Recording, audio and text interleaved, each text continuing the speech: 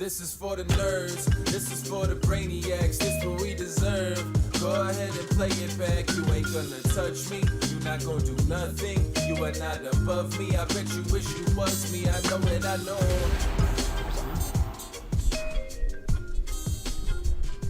What is poppin', everybody, and welcome back to another episode of the Only Friends podcast. And I'm here with my only friends. You know, we in the building. I'm with my sidekick, Matt Berkey. What's poppin', Berk? Sidekick, you motherfucker. Yeah, I love it. Who the fuck do you think you are, I'm goddammit? Batman, you're Robin. I pay the fucking bills in this place. This is as bad as what I've done to Andy. Poor Andy on his birthday. Guys, I want to introduce you to two of my oldest friends in poker, Uncle Dan and Andy here. If you guys got a little glimpse of the thumbnail, there's only one picture of Andy in existence. And it's the one that we used for the thumbnail today. Mm-hmm. I have him, gently snuggling Uncle Dan. These two have known each other since college. Unfortunately, for one or the other, I'm not sure who. Yes, that picture also exists on a pillow in Dan's home. I still have it. It's the greatest picture ever. Cuddle pick. Yeah, for sure. Happy birthday, young man. Thank Big you. 3-9 today. Happy birthday, Big one. Zuz. Happy Thank you. birthday. The last year of your 30s. Yep. About to be Nothing here really to changes, celebrate. trust me. I feel like you've been out of your 30s for a solid decade. Yeah, you just told me I don't look a day older 45. Yeah, not a day under 45. I have you to thank for my pickleball exploits. Right?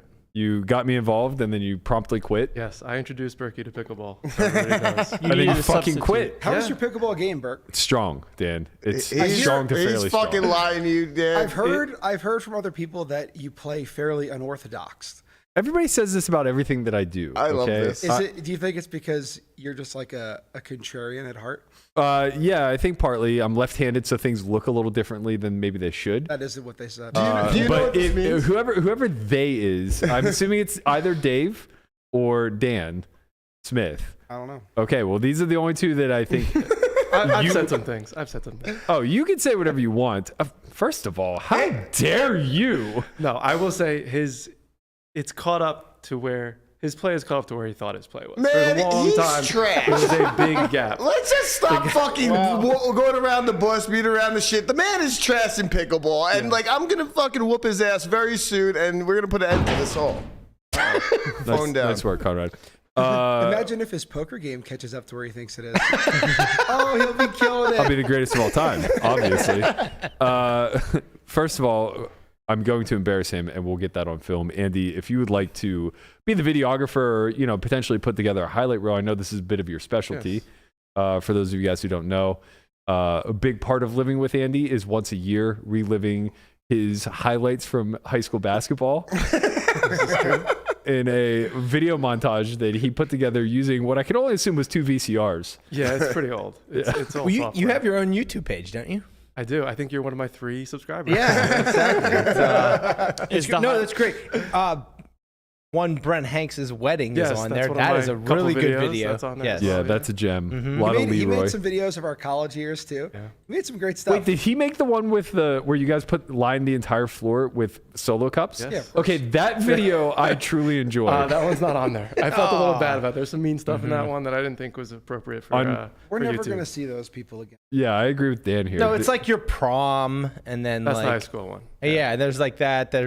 Somehow there's like a friends blooper montage on That there, too, which yeah, I don't know there's- how it has not been removed yet, but it's Yeah, still on there's, there. I Probably think, because you have 3 subscribers. Yeah. They're not really looking for it. Maybe you'll have like 10 after this podcast. Are you Maybe. worried about these former mates of ours finding this? Yeah, the college one I didn't feel comfortable playing on. I have a feeling it's something more to do with like how you look in it. No, it's not. It's honestly, it's you. It's some of the stuff you had to say. Yeah, those weren't nice things. No, they were funny. They just weren't nice. yeah. That is actually a fantastic segue because as long as I've known the two of you, there's a very clear relationship divide there.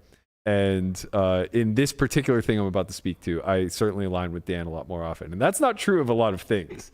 But in this particular one, language is a little, we'll call it dynamic. We're a little free flowing. We get to utilize it however we see fit.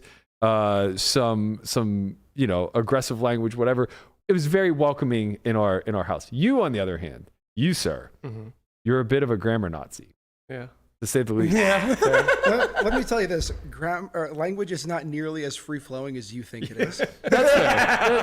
That's fair. I was trying to basically get to the slurs that were acceptable 10 years ago that we would just be pretty common with, but I know they made Andy uncomfortable, as did every misuse of any adjective ever. To be fair, I think as for the slurs go, we just kind of grew up, and Andy grew up a little bit quicker than us. That's why I said he's not a day under 45. Yeah. But yeah, your use of language is creative. I like that. I think that's what it's here for. Andy, on the other hand, does not agree.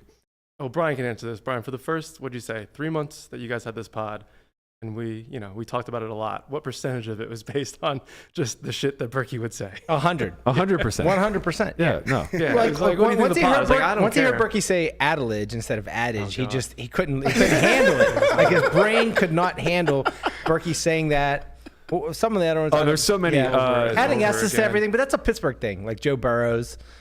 Really, Yeah. I didn't realize it was, but it definitely is. It was so funny. I'm talking to my parents yesterday morning, and my mom's like, "Oh yeah, I'm real excited about the game. We got Watson back." And my dad's like, "You mean Watts?" I'm like, "You're both wrong. It's Watt. His name is DJ Watt." This is your parents. Yeah, I could see them having that conversation. That's actually fantastic. I used to smash two other words together. I think I used to smash disparage and a word. Disparagey. Disparage and disparity. Yeah. I would smash together for disparagey, much like adage. Right. I definitely am very prone What's to doing the this. other word to adage? I don't know. I think I just added.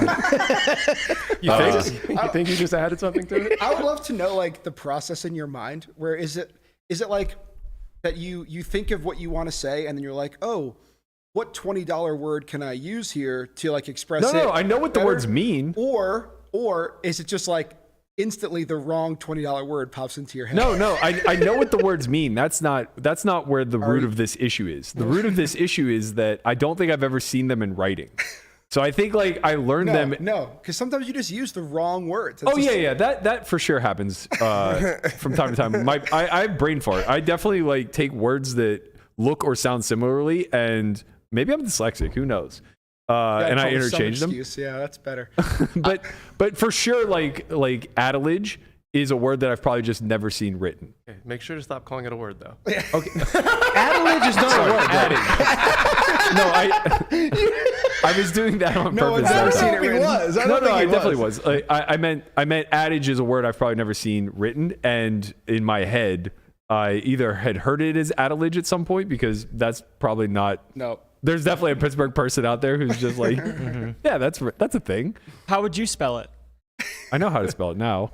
I think. Maybe I don't. I'm not a good speller. Yeah, I'm not great. I would just spell it phonetically.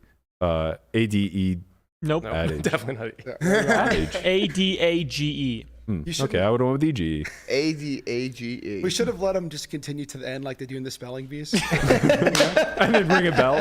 Can you Like they use it? never ring it during, but like the whole crowd's like, oh. Have you seen the clip of the kid that gets up there and he's like all excited? He's like, oh, I know this, and he gets Yeah. all pumped and just spells the whole thing and then beep, wrong. You ask them to use it in a sentence and they say adage. The real gold would have been me telling him no and then putting out my own spelling, which would have been absolutely 12 fucking letters too long. We just would have wasted our time. The real light bulb moment that I had with Zuz, where he was correcting something in my speech that I never knew, like it was a complete blind spot, was, and this is definitely a Pittsburgh thing, we don't say needs to be. To be. We take to be. Yeah, out we of just say this. needs.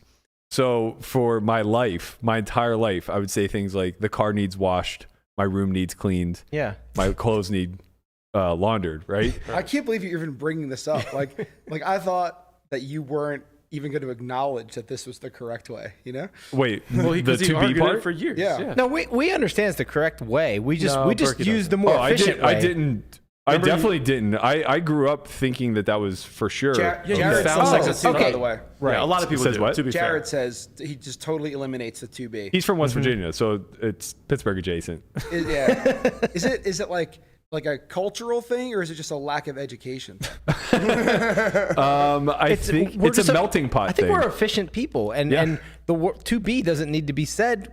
You know, we get our point across, so why add extra I have words? to say, I really don't hate that argument. Actually. It's like the why use more words when fewer words do trick. It's why acronyms exist. Like when I'm typing online, I really eliminate all necessary letters. Like a single letter. I would say you've really changed the way you communicate online. I've noticed it's crazy. Yeah, I just like don't have any time for additional letters. Yeah. Well, he's dating a Zoomer. I mean, that helps. No, she speaks reasonably. It's more Dave. Dave has Dave's the really worst. has really got I could me. see that.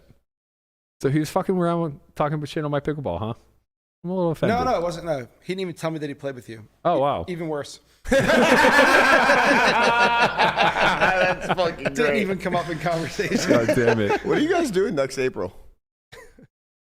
What? Who plans that far? What the fuck is happening in April? Oh my God! Oh, You guys come don't on, even- Burke. Give him a second. Yeah, he's trying to build into another argument, but Argument? Oh, yeah. I missed that one. Right over his head. before we get into that, didn't you win a seat earlier this week? Congrats, Conrad. What'd you win? Thank you. I want to see to the win main. Let's Nice. go. Are you guys going to be... Oh, I'm sorry, the WPT. I know, Andy, you're probably not playing it. You have no interest. No. You have no interest in coming back? It's 15 million guaranteed. Yeah, I mean, what are the odds that I win? Pretty small. I believe in you, Dan. I'm not particularly good, and I think and you're my great. girlfriend's going to be in Tahoe for all of December, and I just have like no desire to be down here. Okay. But I hope. What is this? That's you. I'll explain in a Oh, moment. he doesn't even. Yeah, because he doesn't the even show, know. so he doesn't Oh, no. understand the I'll running explain joke. in a moment, but before I do, I want to give a huge shout out to our sponsors this month, WPT Global. They have been giving away many seats to the WPT Championship 15 million guarantee at the Win this December. Kind of a byproduct of how Conrad won his seat. He won a contest where Faded Spade was giving away one of these seats through WPT Global. So huge shout out to them. They are going to continue to run satellites all this week. They've extended another week due to just high demand of free money. I will still be at Bounty in this Sunday's 8-seat giveaway. So if you guys are looking for an opportunity to win more seats, there will be an overlay. And if you bust me, you'll get a tournament ticket to keep firing. Yo, So by all means. I was so excited to win because I put a lot of work into that video. And like it felt so fucking good to win the seat. It was the best thing you've ever edited. It really was. I was dying. I was so fucking happy yesterday. It was great. Yeah, I would have made a few production notes. Yeah, I mean, I would have got the Daniel fucking Jones or whatever his name is. Danny Dimes. That was his name? Yeah. His name's Daniel Jones. Is it? Okay, I don't. He's that meaningless to me. He's that B tier He's below mid. of a quarter. we have so much other stuff to talk about today. Okay. We're gonna skip. Let's that. explain the Dan graphic That makes it so much better. because this bit is 150 episodes running now. It's so good when he just goes, what is That's for this? Danielle Moon. So this all began like week 1 of the WSOP when we asked you to give Landon a little bit of veteran advice for his first live WSOP. Yes. And, First full series, yeah. unfortunately, we don't have that clip queued up because it would just be a gem drop in right now. But basically, you hit him with some sort of your own version of Dankness's real talk and let him know that he was in for a long career full of failure. Well, a long summer, most likely. And for the record, I really didn't mean to bite Dankness' style there. It just like flowed out of me because I've been watching his videos. Yeah. Well, we're also so jaded too. It's just the natural tone of our inner voice. Yeah, I think that is just like the tone of someone who's been around this game for 20 years. Yeah. It's like, are you really still excited for the Oh, World he Series was of so Poker? excited. Listen, Especially excited. as a no limit grinder. You know, Right. it's like you really don't get to choose. And I what mean, like, happens. you were literally, we asked you to send this video, was right on the precipice of the $500 housewarming event that had like 50,000 runners. And this kid is ear to ear grinning.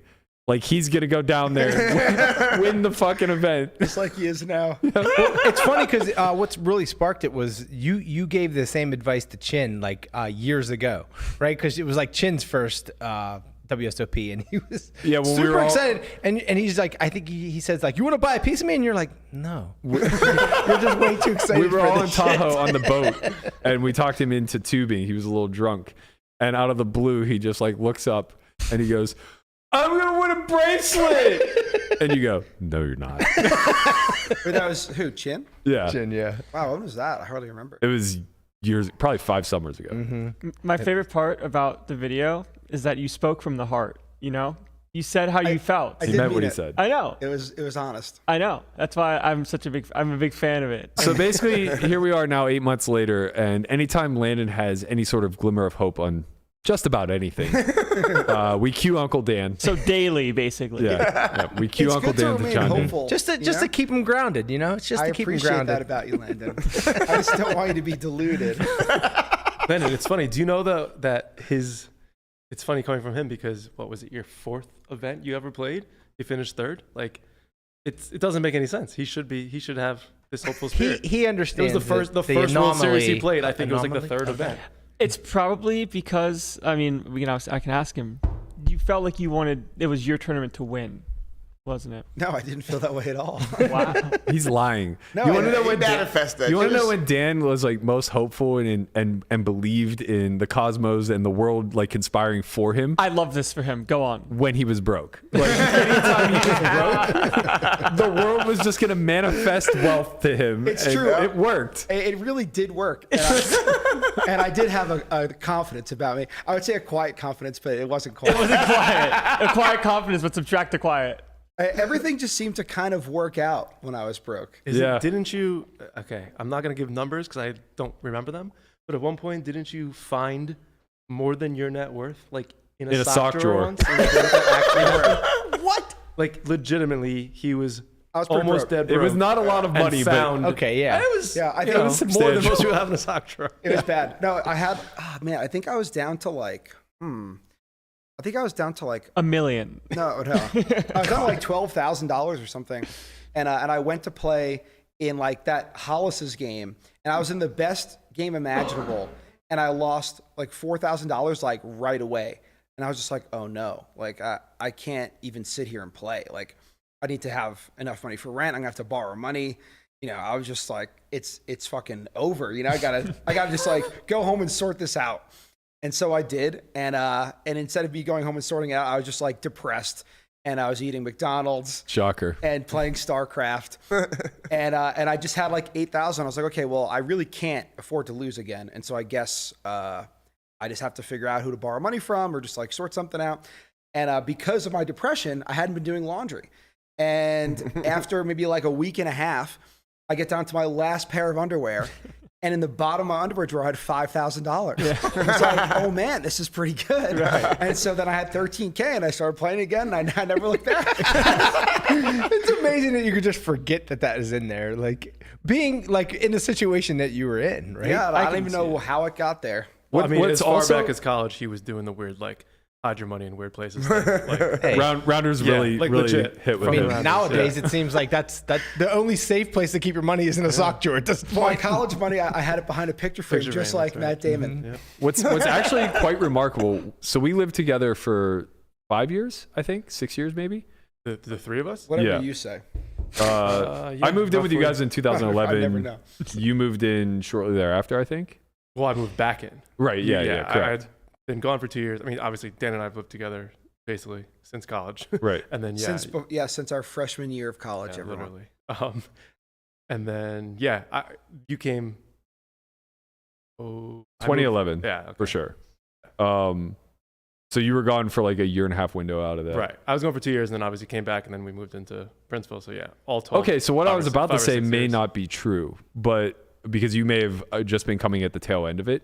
But what's remarkable is in that time frame that we lived together. Now it was strictly Bellasita, not Princeville. We were all doing pretty well in Princeville, but in the 3 years or 2 years that we lived in Bellasita, I think 3 years, all three of us managed to go through a cycle where we were dead fucking broke. Yeah, that's true. and completely That did happen, yes. unscathed. Yeah. Like, I never borrowed a cent from either of you. I don't think Dan ever borrowed a cent from either of us. I definitely borrowed from Dan. Zuz had a little bit different of an approach, but I mean, I personally just like ran up a ton of credit card debt and watched all the How I Met Your Mothers that I could stomach. Andy mentioned that. Yeah. He goes, "How we're going to be talking about Were you him there watching during How You that? Met Your Yeah, Mother." oh yeah. Okay. Living with broke Berkey was fun. I was not there for all of it because there was definitely a story I think was peak broke that involved Craig and peanut butter and you losing your shit on Craig for eating your peanut butter, and that was like what you described as like the worst of the worst. I wasn't there for that. But I vaguely remember this, but I also just like loathed Craig as a roommate. He was such a fucking disgusting human. And to steal my goddamn peanut butter when I'm at rock bottom is the lowest of all lows. No, yeah, I was not there for that, but I was there for the beginning of it when, yeah, like you said, a lot of How I Met Your Mother, a lot of napping. But that was the tail end, Biggest buddy. napper I've ever known. Yeah, that was the tail end. It was incredible. I've done some despicable things just for months on end being depressed, and I can't imagine watching How I Met Your Mother. I don't know what kind of state I'd have to be in to watch it a single time, let alone like all day long. It's so funny for because months on end. What would motivate you quicker to get out? What were you saying? I was just saying that, like, it's funny because he'll always reference How I Met Your Mother like on the show to reference something else, and now I understand why you have such intimate knowledge of that show. A lot of Sat on the sadness. couch and watched it. For what it's worth, you and Greg introduced me to it, so it's not like you've never seen an episode. I don't think I've ever introduced you. We used to watch it every Monday or Tuesday or whatever when we were in Erie. I don't know about that. I mean, It's no Friends, obviously, but it's I Friends would Light. just overhear this show, and I just like hear the laugh track go, and it's like, oh my god, like what they just said was intended to be funny. I really can't believe like anyone on earth enjoyed that show, but Berkey to watch it for months on end just made me feel so sad for him. You hated that. You hated that for that's how I feel about Big Bang Theory. Yeah. Like that show is just They're like, the it's like it same was like for the me, number same bucket. Yeah, it was like the number one show for like year after year after year, and I'm like, this show is not good. Why is it number one? Yeah, I don't understand. Who's watching people. it? I was You're not thinking the about- judge, Brian. I was thinking about this earlier because I was watching the USA men's soccer game in the World Cup, and I think that I've never been in the armed forces. I think like the most patriotic thing you can do for your country is to like take up arms, right, and go into the military. Mm-hmm. The second most patriotic thing is to suffer through a USA men's World Cup soccer game and just watch the whole thing. 'Cause it's like, oh, I guess I'm an American. I'm gonna watch this, but it is fucking difficult to do. Yeah. And what the hell were we even talking about? I just like totally got off How I track. Met Your Mother. Yeah, but and the response that people give when it's like, you guys know, like this is a fucking brutal sport to watch. It's like, oh yeah, only 5 billion people watch it. Like they're all wrong. It's like, yes, they're all fucking wrong. It's like, look at Big Bang Theory, look at the Kardashians, right? Like a lot of people make bad choices. Yo, Matt is about to have a fucking fit right now. Don't you talk about the Kardashians on this show. What's wrong with the I don't know. I'm more into the Housewives than the Kardashians. Okay, sorry. But Same thing. I was literally right before the show started. I was just like, man. I look down. I see the final score of the game, right? Yeah, so the very match, soccer. whatever it is. It's 1-1. I'm like, God, soccer sucks. Like it just sucks. Like when you sit there watch the whole game and then end in a tie in the World Cup where it's like a tournament, right? And that's it's because like, it's preliminary stages. Right oh now. my God. They do get to the point where there's shootouts and sudden No, death. You know? right. Eventually, someone has to win the tournament. I would assume. The I don't know, problem maybe is not. losing to a country that I can't find on a map. Wales. Yeah, that's You're the just issue an here. idiot. Well, they didn't even lose. It was a draw. That's a loss. It's not. That's a loss. If draw- I can't find them on the map, it's just a loss. It may as well have been Wales, a loss. has, It was Wales, very has, bad. Wales has Gareth Bale. That's a great soccer player. Listen. Wales is a great soccer team. Like the USA outperformed today. The game should have a conclusion. They should have a win. That's why I like baseball. They can go like 37 innings. They're going to play until somebody fucking wins the Not game. anymore because they could put a guy on second. Well, which that I actually think makes is actually way better. I love Yeah. it. It makes the game better. you Yeah. It's can't have- strategically better You for sure. can't have games going 18 innings. No, on like right, a I agree. Tuesday I agree. What, in the what is middle of the this? season. What's going on? So they changed the rules. And this is just in regular season, not in postseason. How long ago? But when they go into when they go into extra innings, They start with a player One out on and a second runner base. second? No, Or no outs? no outs. They start with a runner on second base. This is how long ago did that happen? This is the first or second year. So this was Yeah. always D3 rules. You start with one out, a runner on second. Always, like when you played. When I played, Oh, yeah. really? Why 1 out? That just seems like it's going to lengthen the game. Yeah, I didn't Yeah, I don't understand know. that either. I could be mistaken about the one out thing, but I feel pretty confident that was what it was, and it seemed like a way to neutralize the runner in scoring position, I guess. Also, maybe so the pitchers don't have to throw as much. Yeah, I mean, D3 college ball, it's not like your rosters are. A lot of people are playing two ways. Your pitchers are like also playing shortstop, shit like that. But it was only D3, D2, and D1 didn't have this extra inning rule. But yeah, I always found it to be strategically more interesting because there's now a pressure situation. Like pitching just outperforms hitting. It's a game of failure. Of course, and Best hitters hit 280. Right, and the last thing that anybody wants to watch is a product where the third baseman's now coming in throwing 67 miles an hour. What's more boring to watch? Baseball or soccer? Shut the fuck up, Not even Conrad. close. It's not even close. Wait, are you kidding me? It's Baseball is fucking boring. Listen, I grew up and I love soccer, but I'm I with know you, it's Conrad. boring. I don't find soccer boring at all. I just think there's just one very obvious change they need to make that I don't know why they don't do it. Like Which one's that? just the flopping. anyone who flops should be You just can't- shot on sight. The sniper in the rafters. Now soccer would become more That's what interesting. it That was. would make it It was interesting. dumb. The second half had like 11 minutes of extra time. Unwatchable. What the if- first Unwatchable. time you see somebody get taken off on a stretcher What and if- come back into the game like And, it's a joke? yeah, How it could you is a watch total this? joke. What, I what if couldn't- they changed it to whatever injury it is that you're faking, you actually incur? Right, like if you say you have a hurt shin, they take a hammer to your shin, and fucking bump you, and hammer you. Right. Doesn't hockey have a rule? Don't they? If I don't know, that's not like there enforced has often, to but be like, like it's a a penalty total to flop of basically. 6 total human beings who watch both hockey and soccer, right? Yeah, there's the no crossover at all. Is a zero. Because like, how can you watch this thing where it's like, oh, like these are men capable of being tough, and then you see this other thing where it's like these men are capable, but like they're just choosing not to, and you can't even make it like a manly thing, right? Because Yeah. women's soccer, they don't whine as much as that. you know? Right. They play like much more straight up, much more respectable. It's men's soccer that has like a huge problem. They try to get those extra edges, by flopping in a And penalty it box. is so embarrassing. It's starting. This is great. Here's a good one. Here's a good one. Fucking great. Who's that guy? He's pointing. I was like, what the? Jim Rome has like a great bit on it. It's like how very soccer. Yeah. And he goes through like a 5-minute rant. It's like, Jim Rome is probably like a little bit better than who's the dude who like yells about everything now? Oh, Stephen A. Smith. Stephen A. Smith. yeah. Like you are kind of on the same level. It's like fine, but like that is actually a good rant about soccer. What was I? Oh, it's starting to become a bit of an issue in basketball as well. I think I saw I've heard something about that. Like yeah, I don't watch some basketball that much. Very few point guards would like try to flop to get more free throws. They kind of put an end to it though because they're fining a lot. Like they've been putting in a lot of fines. I'm sure It's not Andy the same. watches. It's not flopping. It's more so just like what you call like manipulating. Like Harden's like the James epitome Harden's of the it. goat It's just at like getting figured out. Every time he shoots How a to- three, like just like Well, if the kick in your legs that they're Yeah, yeah. controlling, but it's more so like you're driving, you're creating the contact, you're literally like arm locking the guy's arm into yours, and you're the one clearly initiating the contact, but they just have to call the foul. Like it's Yeah. more of that stuff. And for sure, sorry, go ahead. No, go ahead. It is annoying because I've seen the flopping in basketball, but it's like, I haven't seen them take anyone off on a stretcher who gets out who comes back, right? Paul Pierce. It happened once, but yeah. That's amazing.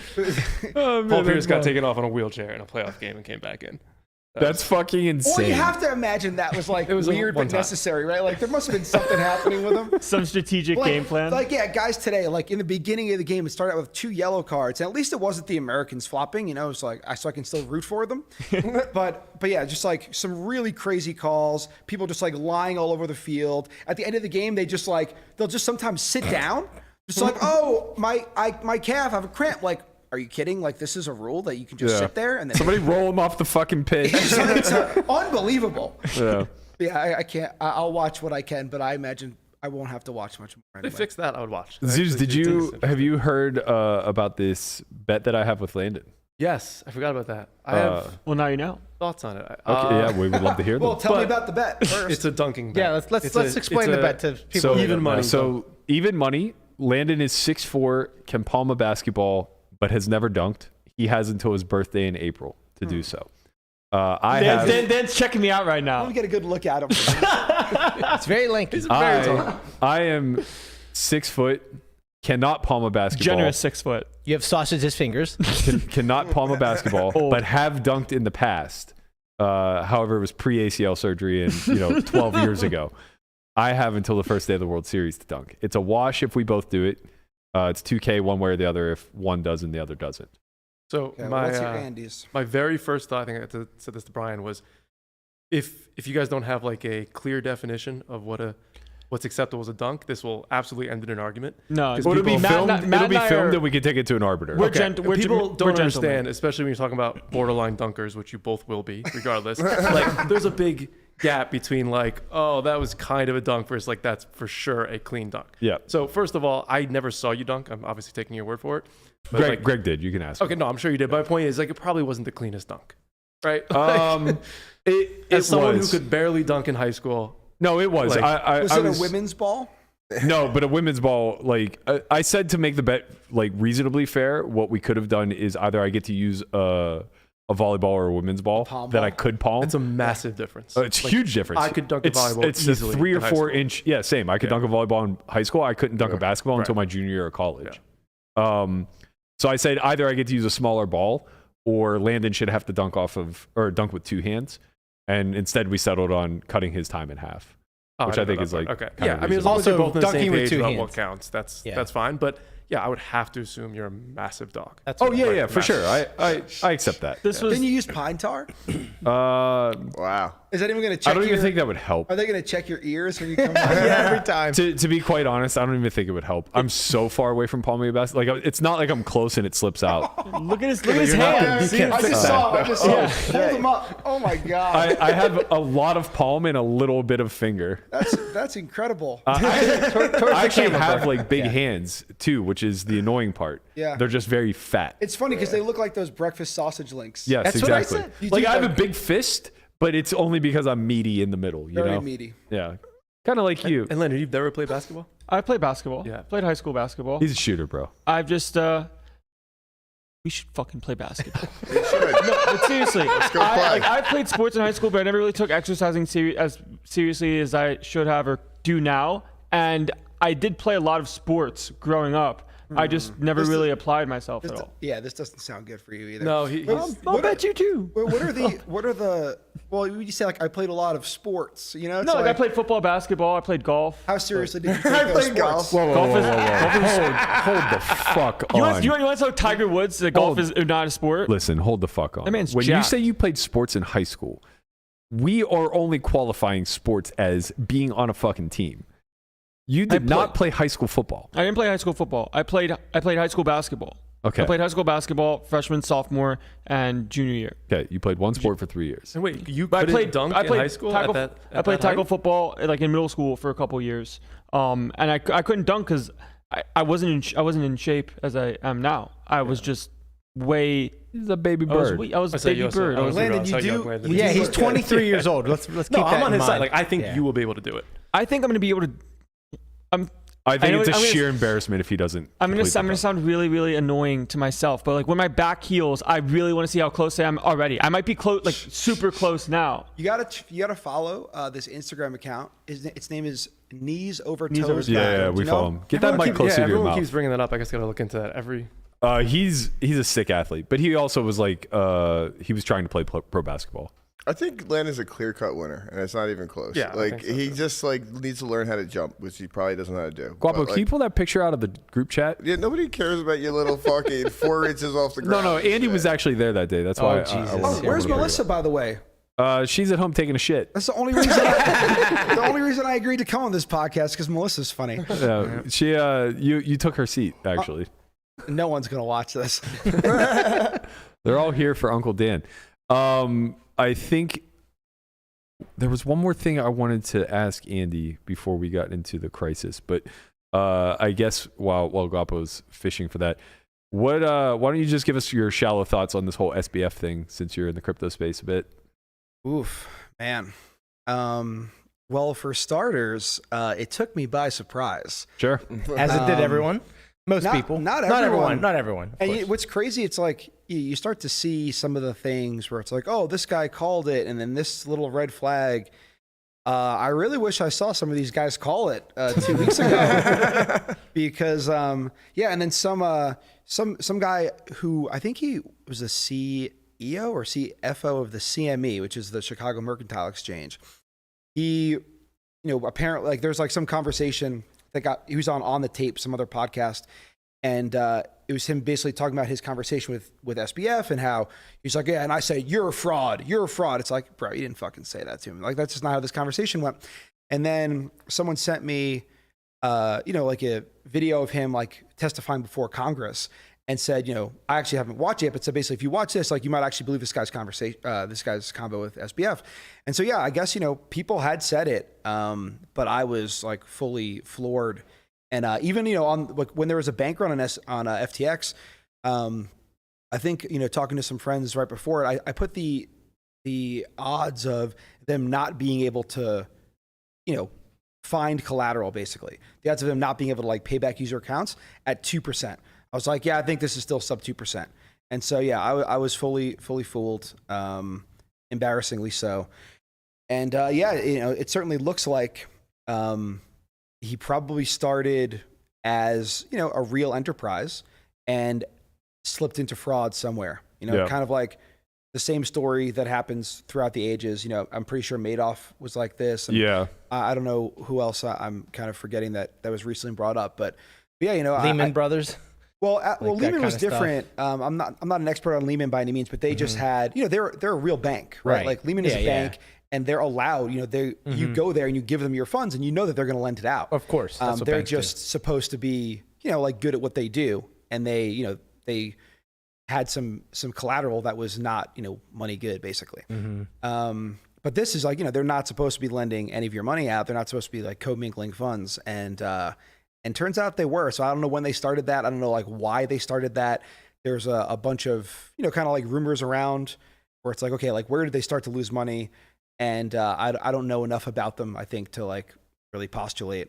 But yeah, pretty brutal. Definitely a rough couple weeks for the space. And this is likely to be a rough few months ahead. Yeah, probably. I was gonna say it's probably gonna set the crypto space back maybe a year or more. I mean, or like there's more dominoes to fall. The contagion, if you will. Yeah, I have not much idea about contagion. There's likely something there. There's a crypto lender called Genesis that supposedly has something like $1 billion hole in their balance sheet. They are also a bank, I believe, or something like a bank. They're a lender. I've never used Genesis, but it makes like the people give them their money, understanding that they are going to lend it out. But apparently, they also didn't do so good. Yeah. So that's going to be an issue also. But as far as how what this looks like for the space over the next few months, I really don't know. I think there certainly could be plenty of bodies to kind of float to the surface, and so I'm being quite cautious. But there's also many signs of capitulation or like bottomy type things. A buddy of mine who's on Twitter as CL, who's like he like literally like lives his whole online presence as a cat. It's unbelievable. It's true. Wait, but you know him in real life? Yeah. Oh, that's so much better. Like, and let me tell you this: like knowing him in real life, it's like he's pretty much exactly the same. Like he's just as like amazing as a human as he is a cat on the internet.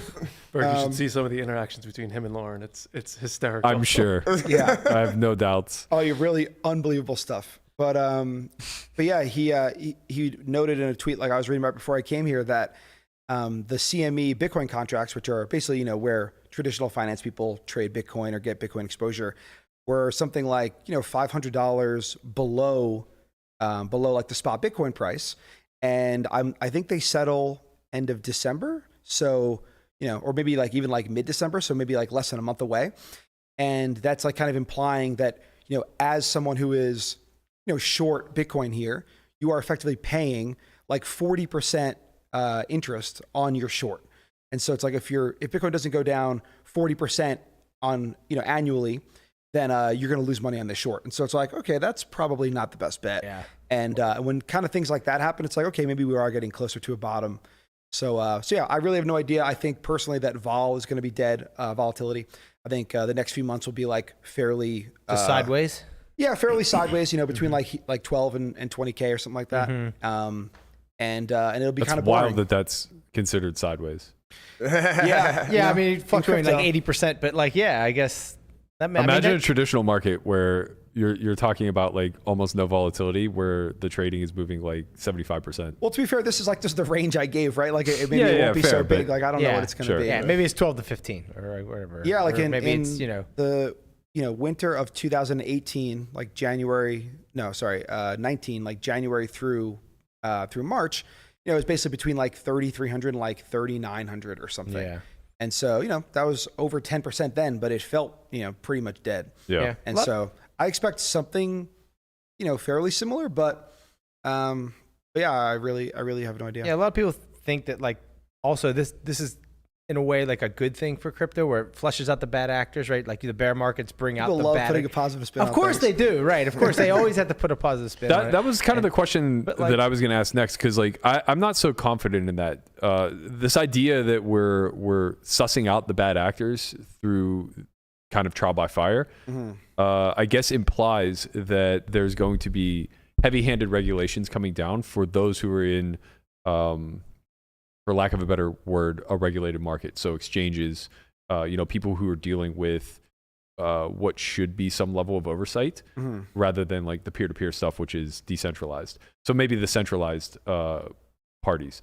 Do you actually think, sorry, go ahead. No, I was going to say there's a conspiracy theory out there that Sam Bankman-Fried is actually a Fed. Like Yeah, a I've Fed heard is this a a I heard bunch. that too, yeah. plant. And it is highly unlikely to be the case, as most is true with most conspiracy theories. But it's funny because this is like a pretty good way to like take down crypto, or at least, give the government all the more reason to regulate it. It's like, okay, we're going to put this like pedigree kid in there. He'll give us money. We'll look the other way. And then, like we'll just have him kind of like take it down from the inside. And so, yeah, I think this is highly unlikely, but yeah, he has done a lot of damage. I think that regulators will, use this as a knock against Bitcoin, which it really has like nothing to do with Bitcoin. That's kind of what I'm getting at is like, or in your best guess, do you think that the regulations are going to start, and the sanctions and things of that are going to start to come down in the centralized aspects of this community, so to speak? Or do you think it's going to like have this effect that extends out to the decentralized aspect as well, where all of a sudden peer-to-peers are starting to deal a lot more with heavy-handed government intervention? And I mean, we're already kind of seeing it, right, with the IRS deploying 80,000 more employees, assumingly to kind of police crypto transfers a little bit heavier. Yeah, I think that regulation will be largely focused on the things that the government doesn't want. And so I think that they'll probably have like some like papering over, or some like show trial for SBF. They'll probably have some like, showy regulations like, oh, we're putting this thing in place. Like really what they want to stop is for people to like transact without them being able to watch over it. Yeah. And so like that is what they'll focus on. And so there's a protocol called Tornado Cash, right?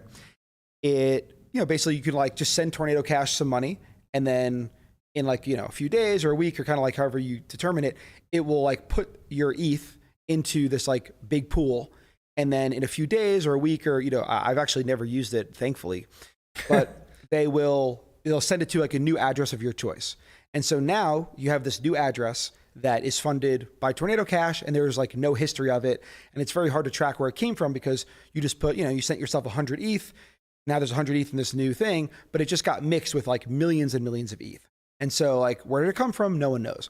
So they just like really crack down on this. This is a literal protocol, right? So it's just code. It's just speech. Like no one operates it, or no one, is like has ownership over it.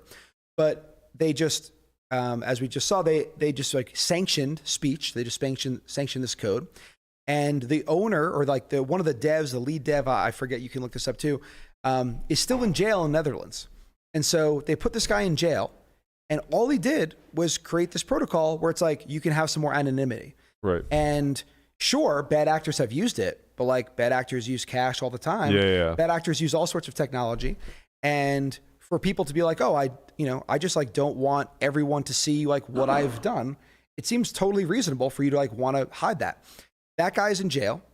and Sam Bankman-Fried is like just still chilling in the Bahamas. And it's just like, okay, it really does show like what they actually want to stop. Yeah. And so as I see it, that's what they'll go after. They'll just kind of like use this as an excuse. Like Warren is going to have an absolute field day with this, even though she's probably like on the take from SBF. Right. And so like Hurd or Ilk are just going to come at the space as hard as they possibly can. And I think we just have to kind of weather it as best we can. Yeah, that was a really good answer to a question that I probably didn't ask that well, but that was what I was getting at is, we talked about this a little bit last week, but the idea of the blockchain technology was not necessarily to create a financial market, right? It's the idea of decentralization and allowing members of any one society or any one state to kind of operate with their own anonymity and build things like this idea of tornado cash. Like, yeah, sure, it could be used for nefarious things, but it really is just building upon this idea of a decentralized platform and the technology that comes along with that. It seems like the urge of government to immediately police this stuff kind of goes against the whole narrative of what this technology is meant for. Yeah, there's this guy I really like. His name is Ben Hunt. He's on Twitter as Epsilon Theory, and he used to run a fund, and now actually he's like starting something else. But he's a really great writer, and he speaks a lot about narratives. And I think he sees things in an interesting way, and I enjoy interacting with him. But he said this thing for a while, which he says, "Render unto Caesar what is Caesar's," and I guess I don't even know what this is from. I never actually looked it up, but yeah, I think it's from a Shakespearean play. I was going to say it has to be Shakespeare. Right? But his point being like, don't fuck with money because like that is the government's, and you can like try all you want, but like they're not going to allow it some way or another. And I think it's worth fighting for. I think that it is worth like trying to create this space, but the government very much like does not want it to exist. Right. And just like the ability for people to be like, hey, like this is money, we're going to use this because like we're adults and we agree on it. That is like obviously a reasonable thing, but we've just kind of like grown up in this society where it's like, oh no, well, like the government just like tells you what is money, and like they get to take it if you do something wrong, like it might not be your money anymore. And so like that kind of all works in this society where things are at least like reasonable, right? And the rule of law is like at least halfway decent. But as like you go around the world and start to see other places where it's like, oh well, clearly like these Zimbabwe dollars, right? Like that wasn't so fair that this guy worked for a bunch of years and now overnight they're only worth like half as much, right? Like this guy's toils for a decade, maybe like he saved that money up and now it's worth half as much overnight. That's a problem that I think we should want to solve. Yeah. And so like that happens effectively in the States also, but it just happens, they're just a little bit smarter about it here. They're better, kind of like shepherds of like their grift. And so like, yeah, I was talking about this with Andy actually the other day. It's like when we were younger, if you went to like, the Foot Locker or something, right? It's like you bought shoes that were like $50 and like the ones that were 100 were like the sickest Nikes, and like your mom wasn't going to buy you those. Like that was crazy. And now if you go to like the shoe store, it's like, if you buy like $50 shoes, it's like, okay, like what's wrong with these? Like I'm not gonna be able to walk around. and like $100 shoes, like that's just like kind of the bare minimum. And so that just kind of shows like what, just one little thing where, just in the last, say 20, 30 years, our money is like worth something like half, Yeah. And so, yeah, that's just like, it's just kind of like this slow bleed that we all just come to accept. And maybe we have to accept it, maybe Bitcoin will fail, but I hope not. Yeah, that sounds optimism. Sounds very dire. So when Moon? I was talking to Zuz about this the other day. He disagrees with me, but I think Bitcoin is like the case for Bitcoin is stronger now than it's ever been. Yeah. And I think there will be some trouble. I think it is unlikely that things like just rocket anytime soon because I think retail is absolutely fleeced. And I was going to say, Zuz, will you ever get back in the crypto space? Or you've been turned off forever? Ever is hard, but definitely not anytime soon. Yeah. So get back in, but wait till it gets to the top. Get back in again next time. So that actually translates well because I'm curious about like how was you used to be a professional poker player, and how was the crossover into crypto for you? Abrupt. Okay. It was abrupt. Well, I wanted to leave poker for a long time. That's like a thing that I was just like I was just very over it. And therefore like I really didn't want to like take the time to study and like, get all these. Now I think it's a lot easier, right? With like some of these solvers, but back in the day, it was like, oh, you have to like really like either build a bot or like study these charts. And it did not appeal to me. And I was, like I said, I was kind of on my way out. And so I was trying to find something else to do. The irony that that's like precisely what you're doing in crypto. Sure. It's just like, I was just very over poker and the ceiling is much lower, like infinitely in lower. Financial markets, the ceiling is like effectively infinite. Yeah. And so, I used to be a trader on Wall Street, like very, very briefly, very different, but just kind of backed my way back into crypto and, started, trading all sorts of things again. And, and there was just really just like trying to play poker, like just enough to survive and like learn to be a profitable trader. And that took a couple of years, but with, COVID happening, it was just like, you can no longer play in this live poker game. And so I guess you have to be a trader now.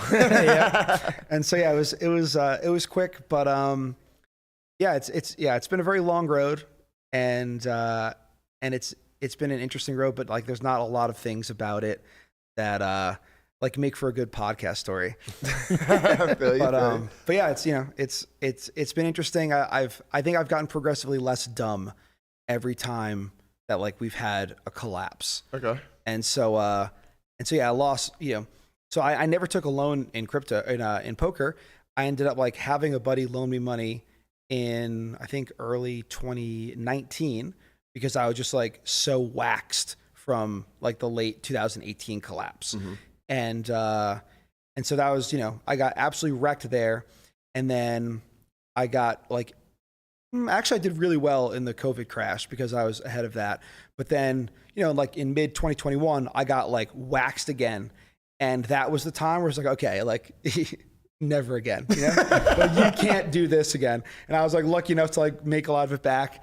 And so this time around, I've been a lot more reasonable in my allocations.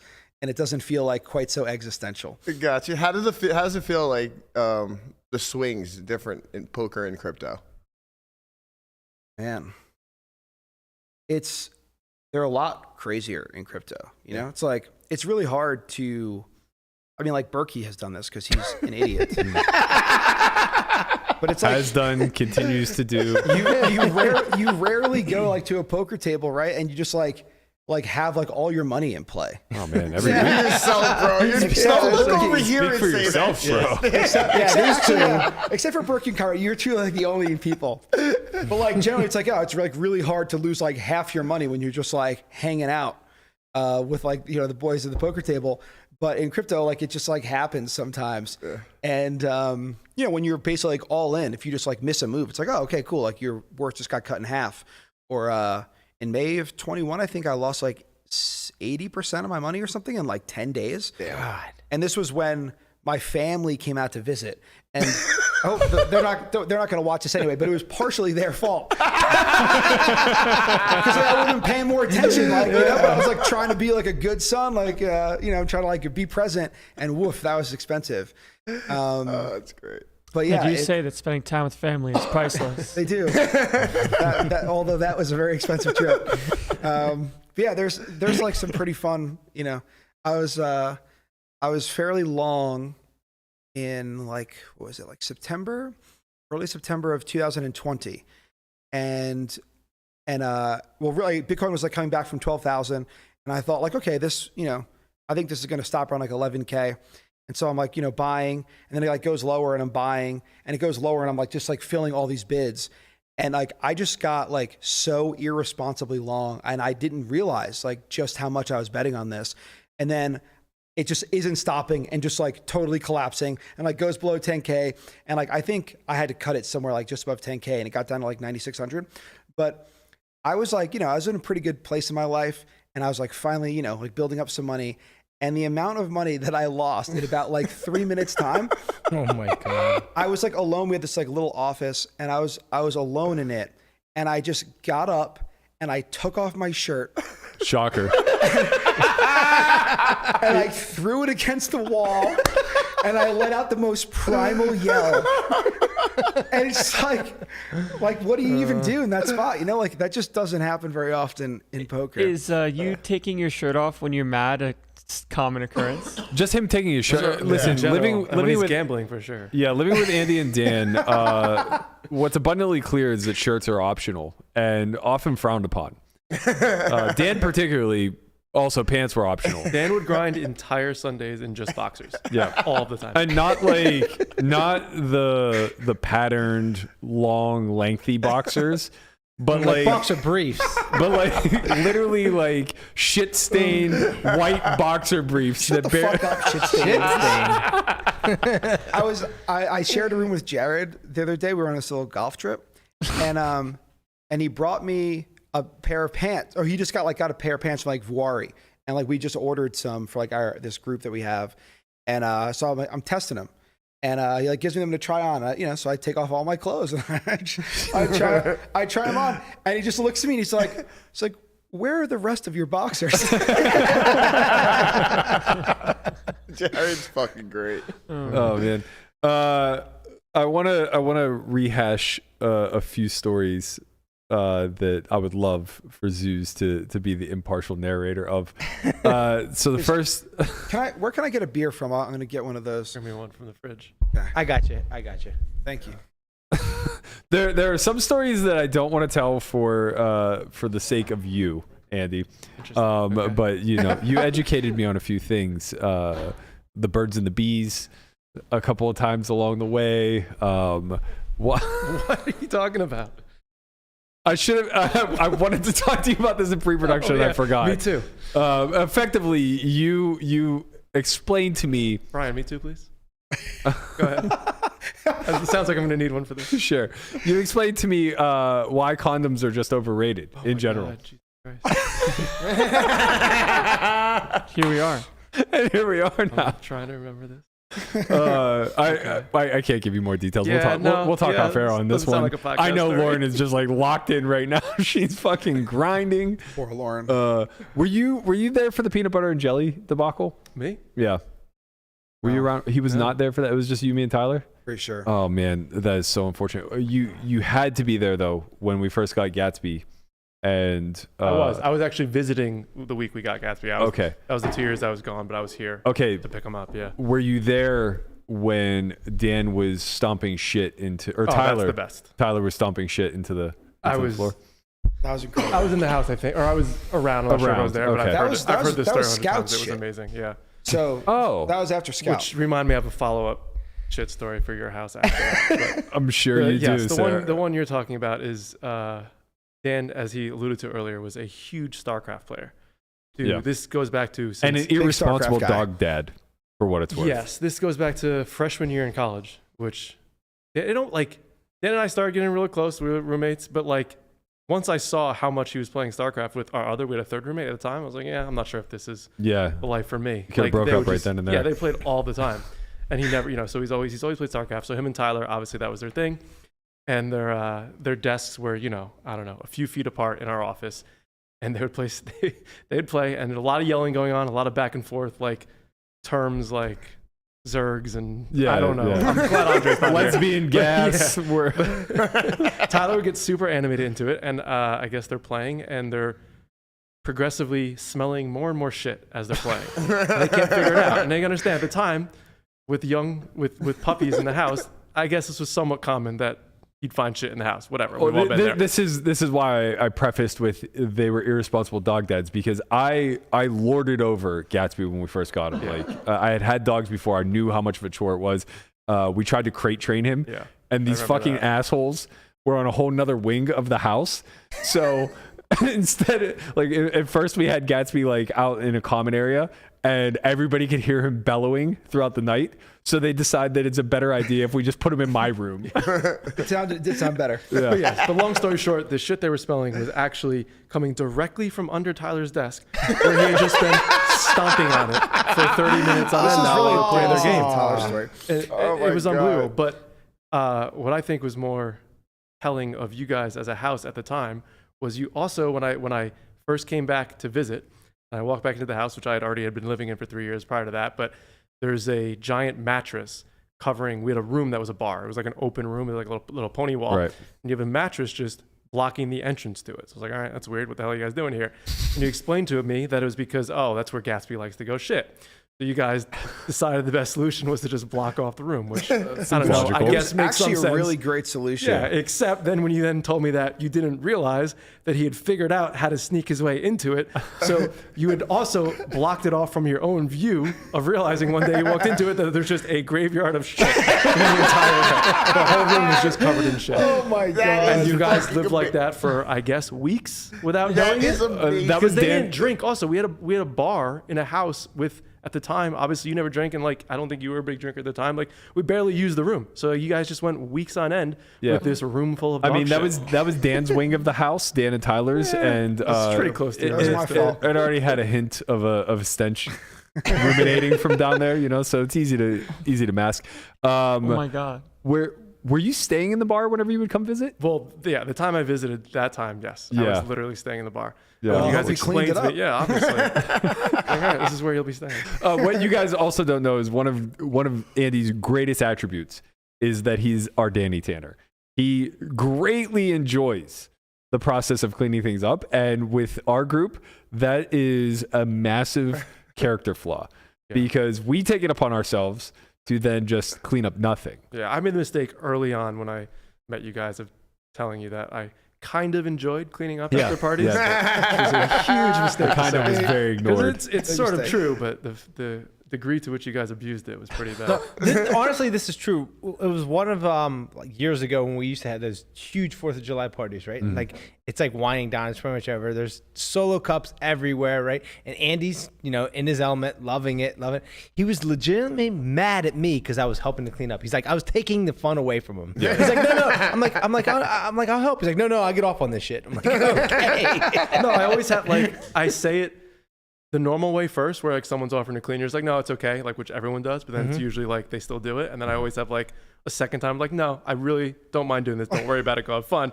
But then he just wouldn't stop, and it was like the third time, I was like, Brian, leave me a fuck alone. This is Let me have my fun. He's ruining your Zen moment. I was ruining his fun. Making it worse. The best is when Andy moved back into that house, and he just lived in the bar for months, right? Many months. Yeah. But before he came out, he's like, Dan, this place has to be ready for me. There has to be enough stuff. Make sure it's cleaned up. Make sure there's enough room. I was like, Zuz, like I got you. I take care of it. And then Andy came out, and he was just like, you've got to be kidding me. This place is nowhere near ready for me. It's like, Andy, this place looks better than it has in years. Like, this is the best I had to offer you. I don't know what you expected here. Like, you're living in the bar. Where did you want room? I don't know. I was gonna say when we finally moved you into Craig's room, I remember him saying that there was actually like black feet print on the wall that he spent like hours cleaning. Craig is an absolute animal. When does he come in? Did we invite him? Yeah. Oh, yeah. By the way, do we want I'm gonna to at least- bring Craig right in? I'm gonna Maybe at sit least- him right between you two. I'm gonna at least message him so he watches this part. Yeah, this is gonna carry over into some very hilarious Craig stories that are completely worth telling. Two in particular. The first directly involved Andy, and I don't want to do it an injustice. So please tell us about the time the cops were called on you. Oh God. Okay. I'll do my I best. say, so you were not living with us at the time. Correct, I was not. Do you want to tell it? No. You gotta tell it. you tell it, and then I'll do my best to like chime in with Craig. All right, so Craig's points. Craig of is view. our other roommate who, I don't know, I had a rocky relationship with, I'd say. Generous. But anyway, this was 3, maybe even 4 years into living with him. So like we all knew each other well. We all went home for Christmas all the time. There's, every single one of us left the house to go home for Christmas. Go for a week, you'd come back, whatever, sometime between Christmas and New Year's. This was common for us for several years. This particular year, Craig did not go home, so he was alone at the house by himself for several days. I come back, I believe it was the 27th, so like the exact date you'd think somebody would be coming home after Christmas. I had told him this in advance, but to be fair, I'd probably not like said it more than just in passing, like, yeah, I'm coming back such and such date. But anyway, I get home, it was a late-ish flight. I get a ride from a friend from the airport back to the house. I show up probably 11:30ish, maybe midnight. Walk in, we had had a few drinks, we had been hanging out. Like, I kind of made a point to like be somewhat loud when I was coming in. maybe just to like annoy Craig, maybe just because like I was drunk. I don't know, whatever. So I walk into He the said house. he heard the front door really shake several times. That was what started his Yeah, concern. to be fair, that I have no idea. I don't know if I was struggling to use the key. I doubt it. I wasn't like blacked out or anything. So walk into the house. We're in there for like, it's me and my friend. We're there for like maybe 20 minutes, half hour. Everything seems fine. Craig doesn't like leave his room, but that wasn't abnormal at the time. He was always in his room. We're in the kitchen having some wine, and we hear some noises coming out from the backyard, the pool area. So I go outside. I have a glass of wine in my hand, and there's just floodlights, like huge flashlights coming over from the wall. And I can't see anything because it's just blinding. But then I hear like over like a microphone, like a megaphone, just yelling like, "Get your hands up," or "Hands behind your back," and "Get on your knees." I'm just like, what the hell is going on? So I'm just like, I was like, all right, this is just a glass of wine. Can I put it down? They're like, yeah, put it down. Hands behind your back, hands behind your back. So I listened to their instructions. They literally had me get on my knees and then like on my knees walk to the edge of the pool, which like that was hard to do on your knees. Yeah. Like it took a while. Is there a video? This is why I always run. What's that? This is why I always run. With the amount of cops that were walking over there, there. running was not an option. There was a lot of cops. It's always an option, just not a good one. Yeah, exactly. I So- wonder if they had cams on them. That'd be great because I would love to see this. Yeah. So they asked me, "Is anyone else in the house?" I said, "Yeah, there's a girl in the house. Whatever, there's someone else." So they then have her come out too. They yell to do the same thing. They have us both independently get to the edge of the pool. At which point they jump the wall, come around, and cuff us. And Like this is like a full. You think you're getting swatted? there at this was, point. I'm not exaggerating. So at the time, I could see 7 to 8 cops, including a dog. There were just as many more out in the front. There was a total of like 8 to 9 cop cars. And Must like, have been a slow night in Vegas. it was I know, insane. what the I was fuck? like, I guess I feel good if my house ever actually needs this. But It was a test. the cop just, as he's cuffing me, I'm just like, what the hell is going on? I live here. And he's like, we'll figure it out. My cop was nice, to be fair. From what I understand, the cop with the girl that I was with was apparently not so nice to her. But anyway, he's walking me around the front of the house. I'm just like, I live here. What's going on? Take my wallet. My address is on this. Like everything checks out. We get to the front. I'm like, that's my car. It's all registered to this address. Everything. She's like, yeah, we'll figure it out. Figuring it out takes like a half hour of us just like, out in the street, them questioning us, blah, blah. Late December. Exactly, late December. It was awful. So I obviously know right away. Backstory on Craig, he was very weirdly paranoid from day one about like leaving doors locked. Like he used to always, I'd run out for lunch, and if I didn't lock the door, he would freak out. He would say things like, "I don't want someone to come in here and rape me." Yeah, that's really common. Yeah, like he would literally say that stuff. I'm just like, Craig, you need to relax. But anyway, so I obviously know right away. You got a pretty mouth. This is what's happened. I'm like, my roommate called the cops on No, your like, no right? way. I thought that you were surprised when you saw him. No, the opposite. That's what I was getting. The best part of this story is a half hour after the cops, which had been there, which means probably an hour after they'd been called, I see from around the corner of the street, Craig with literally in his underwear, with the girl he was with also in her underwear. Wait, no. Yes. They're coming around the corner of the street.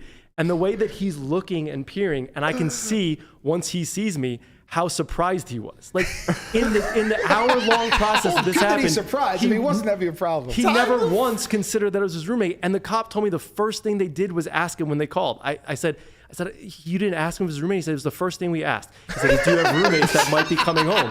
And Craig said, no, absoltely not. So he hopped out the window in his tiny They whities? ran, so his room was right by the garage. They ran out of the house in their underwear and went to a neighbor's house and called the cops.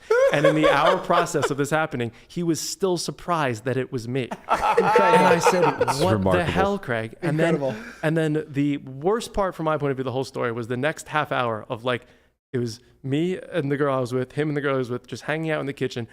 I was trying to make fun, like light of the situation. I was like, oh, that was pretty fun. Like, nice to meet you. I'd never seen the girl. He'd never seen this girl.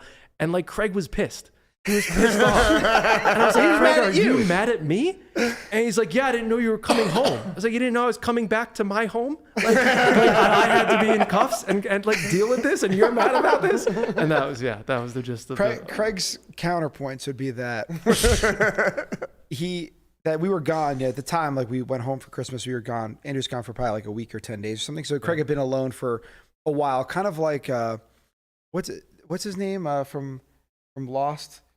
what's his name? Desmond. Desmond in the hatch. So Craig was just like used to being alone for a while. And so when someone came knocking on the door, he was a little bit surprised. And then he says, according to him, the door rattled real hard. And then 2 men came inside. He said he thought like, oh, maybe like it's one of them. And then he heard 2 men talking.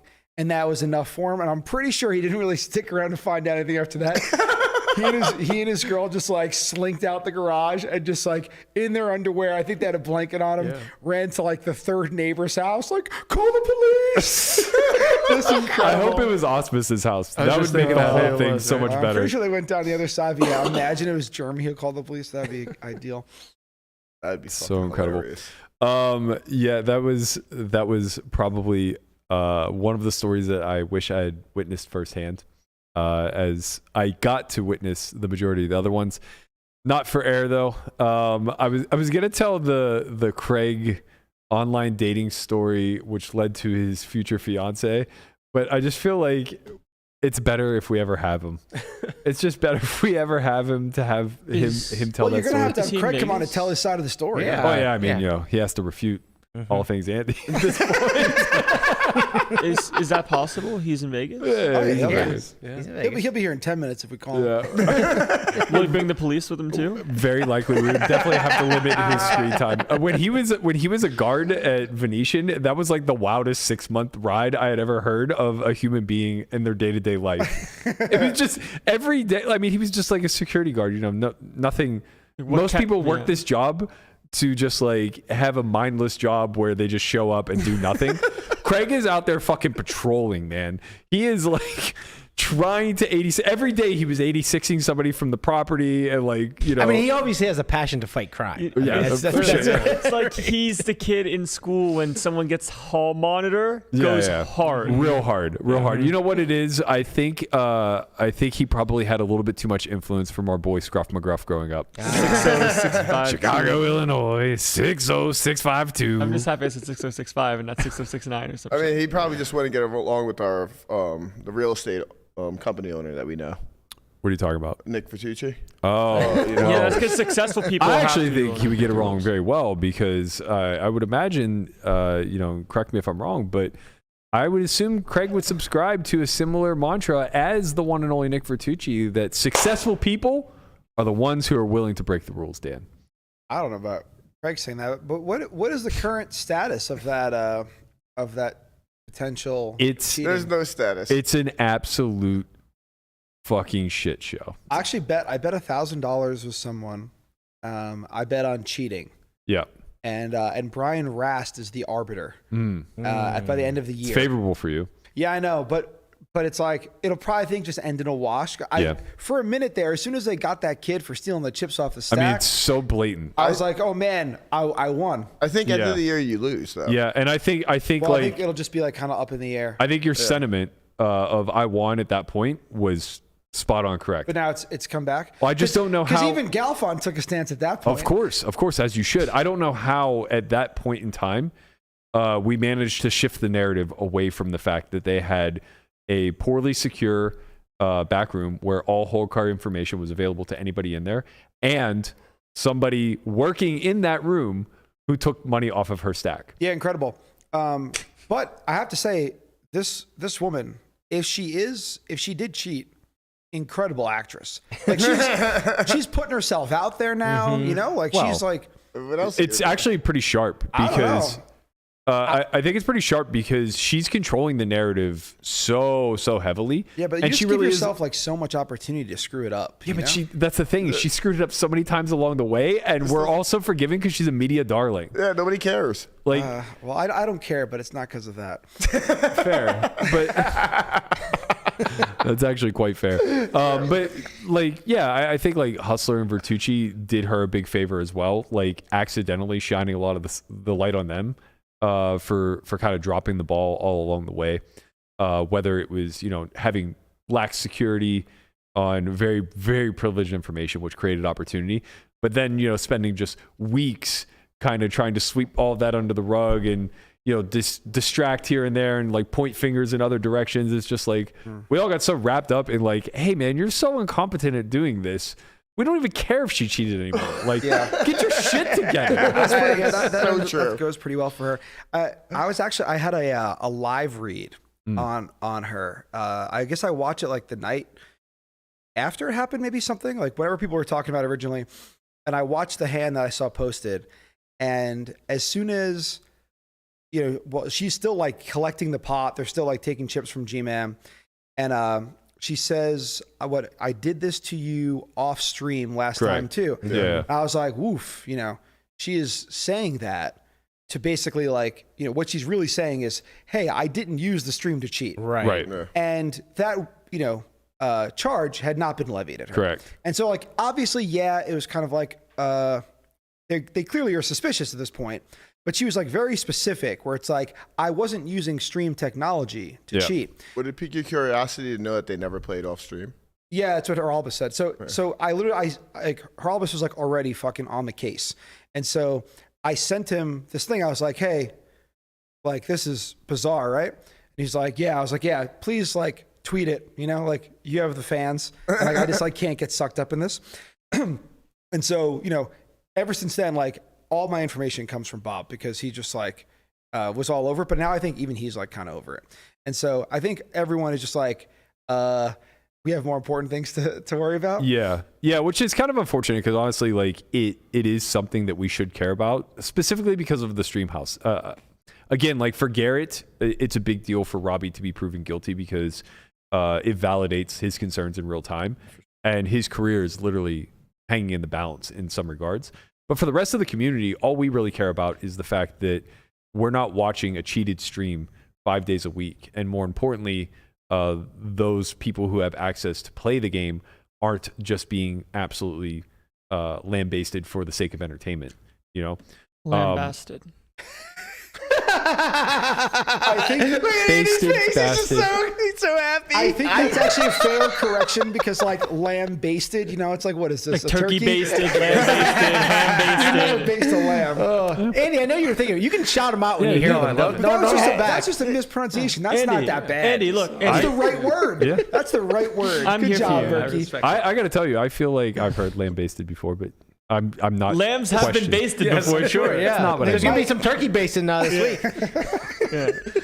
You bringing barbecue? Yes. Yo, come on, Yeah, I'm please. doing the brisket. Oh. Yeah, I know you like brisket. Well, I got you. Thanksgiving brisket. Yeah, why not? Why would we not Zuz, do you gonna be brisket? joining us on Thanksgiving?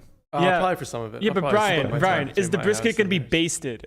It will be. No, it doesn't need to be. Will it be lamb basted or brisket basted? Nope, it'll be smoked and delicious. Just the fact that you have to baste a turkey, it's like, why are we even eating this? Turkey's Yeah. good. Turkey is good if you cook. I think turkey's good. You're the Yeah. only human on the planet who truly thinks this. I mean, like Really? turkey, No, too. wait. Other people say it because it's like, oh, Thanksgiving, and like, yeah, like, I don't think so. I I think enjoy like a turkey. good turkey, like if you Good. cook it the right way, but like if you don't have it, like, well, I always, You ain't got no black cousins or grandma to make that shit right, man. That's the problem. no, I don't have a black grandma. I don't know what to tell you.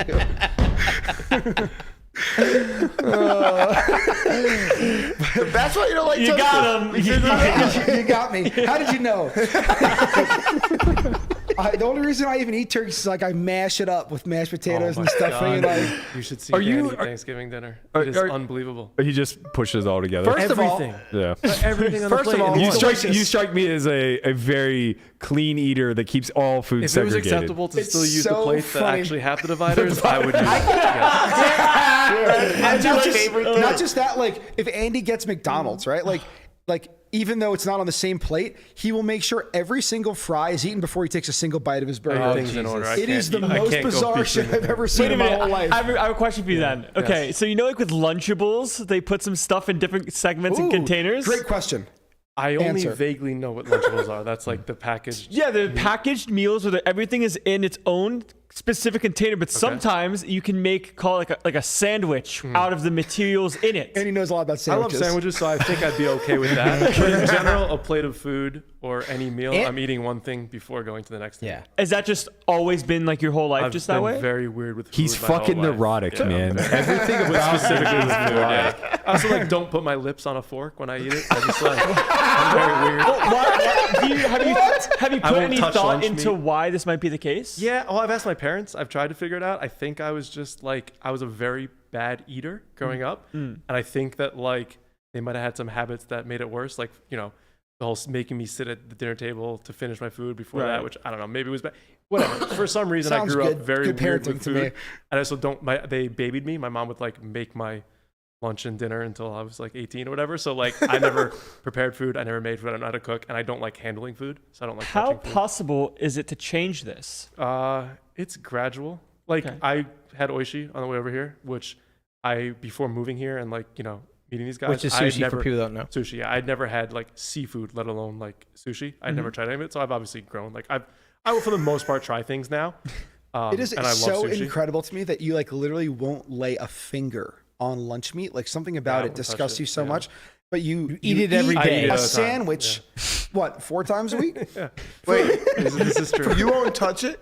No, But he I eats won't- it. I won't But touch he it. eats it. You Never won't touch made it. yourself a sandwich. Like not never, but like less than 5 times. Like, how did that process go? Did you like wear gloves? Did you like use the legit paper to throughout like school, throw my it mom- on there? my mom- You probably had gloves. No, When- just my mom made it for me, and then I just What was after the- that didn't do it myself. What was the ever. rotation? It was Quiznos, Subway. What was like the Jimmy subs? John's. No, Lauren Firehouse? said that too. Porta I never- subs. yeah. Porta subs. That was a big one. Capriati's. So Capriati's, whenever, yeah. like Tyler and I would come home from somewhere and we'd see like Zuz eating porta subs. We're like, oh, porta subs. What is it, Tuesday? We always said that he had this like rotation where he like order them on these like certain days, and he's like, no, how many times do I have to tell you guys? Like, I don't do it by day. Okay, so how do you do it? You said you have a routine. Yeah, it's just that I would start the week with the ones I like more. So like those ones were more likely to be on Monday and Tuesday. So it was just an EV game, right? Yeah, So like most of the time, high because EV if I play. knew I'm going to end up eating one of them 2 times in a week, I'm going to start with the ones I Right, prefer. but you choose variety over favoritism, right? So like you, I'm not going to eat this. Yeah, I'm not well, going no, to eat the same like one you every say day, you right. like the ones better. You eat them in the beginning of the week, so like you wouldn't just eat that same one No, every I'd get day. bored of it. Okay, then you so, gotta so So there wait, were- wait, there wait, were wait. 4. I gotta There was stop 4 you. to 5. Yeah. Okay, so if you have porta subs on Monday, Yeah. when's the next time you're gonna eat porta subs? Wednesday or Thursday, maybe. This is the peak. I'm not right now. I'm not doing. Now this. is that Just so we're clear. this Wednesday or is that next Oh, God. Wednesday? There we go. Finally. Wait, let me tell a story that makes me so happy because of how sad Andy was. Wow, you might just be the ice miser. Damn. Oh man, this is like one of the best. It's hard to retell this one, but so back in the day when Andy and I were grinding hard, this was 2008, I believe. That's when we moved here. I don't know what you're going to tell, but I'm trying to give you context. That's the 2008. year we moved here. So yes. we're grinding like 11 to 14 hour days, like literally like wake up, go to your computer, and we all just sat there and played online poker until like we just like couldn't see anymore. And at that time, there was no DoorDash, right? Like the only thing that delivered reliably was Quiznos. And so Andy ate a lot of Quiznos, and so did I. And so at this point, Tyler has like just come out to live with us for the summer, and he's just doing his like rotation or whatever for PT. He's still in school. And so Tyler's on his way home, and occasionally we would get a treat. If Tyler were coming home, he would bring us something. And so he says, like, what do you guys want? Chipotle or Quiznos? And so Andy says, like, oh, Chipotle. Like I've had Quiznos 4 times this week. like I'm excited for Chipotle. So Tyler goes in there and gets us Chipotle. Of course, this comes with a large Diet Coke for old Zuz. And so he's on his way home, right? And he got back in the car, whatever. His mom called him. This is somehow relevant, but he's about halfway home and looks next to him and realizes that he does not have the bag of Chipotle.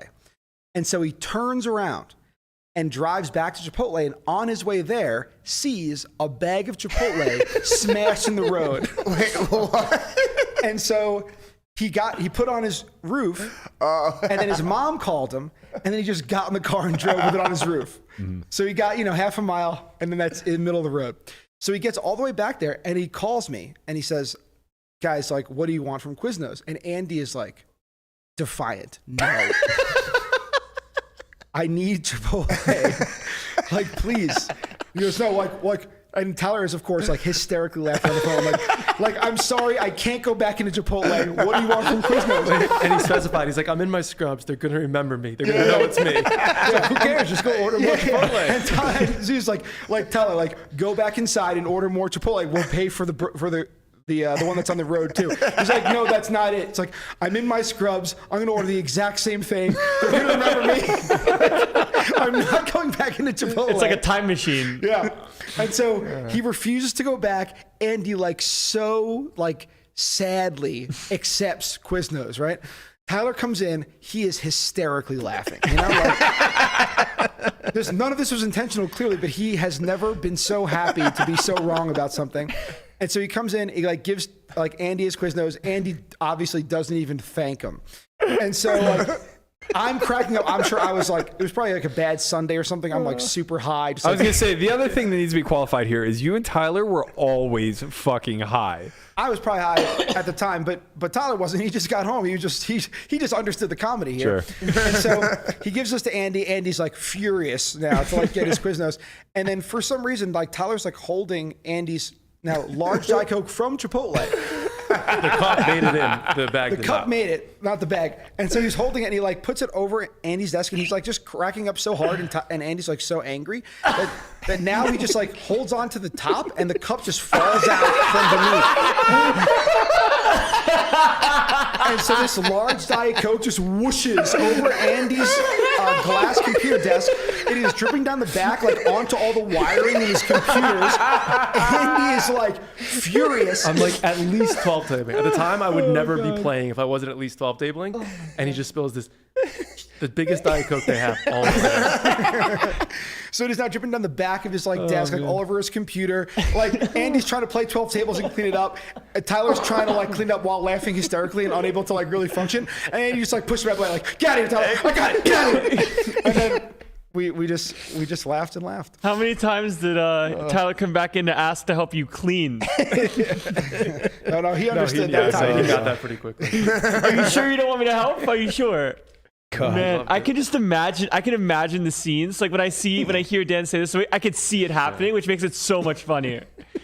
And it's so wild because you guys are all so not old, No, right? we're But old, I yeah. can't Shut the fathom. fuck up. I can't fathom. Prefaces a story No. this. I mean, I can't fathom a young Matt. The irony to this is that Landon is just a little bit younger than we were in this time frame, and I was showing Wait, how old are you, Landon? I'm 23.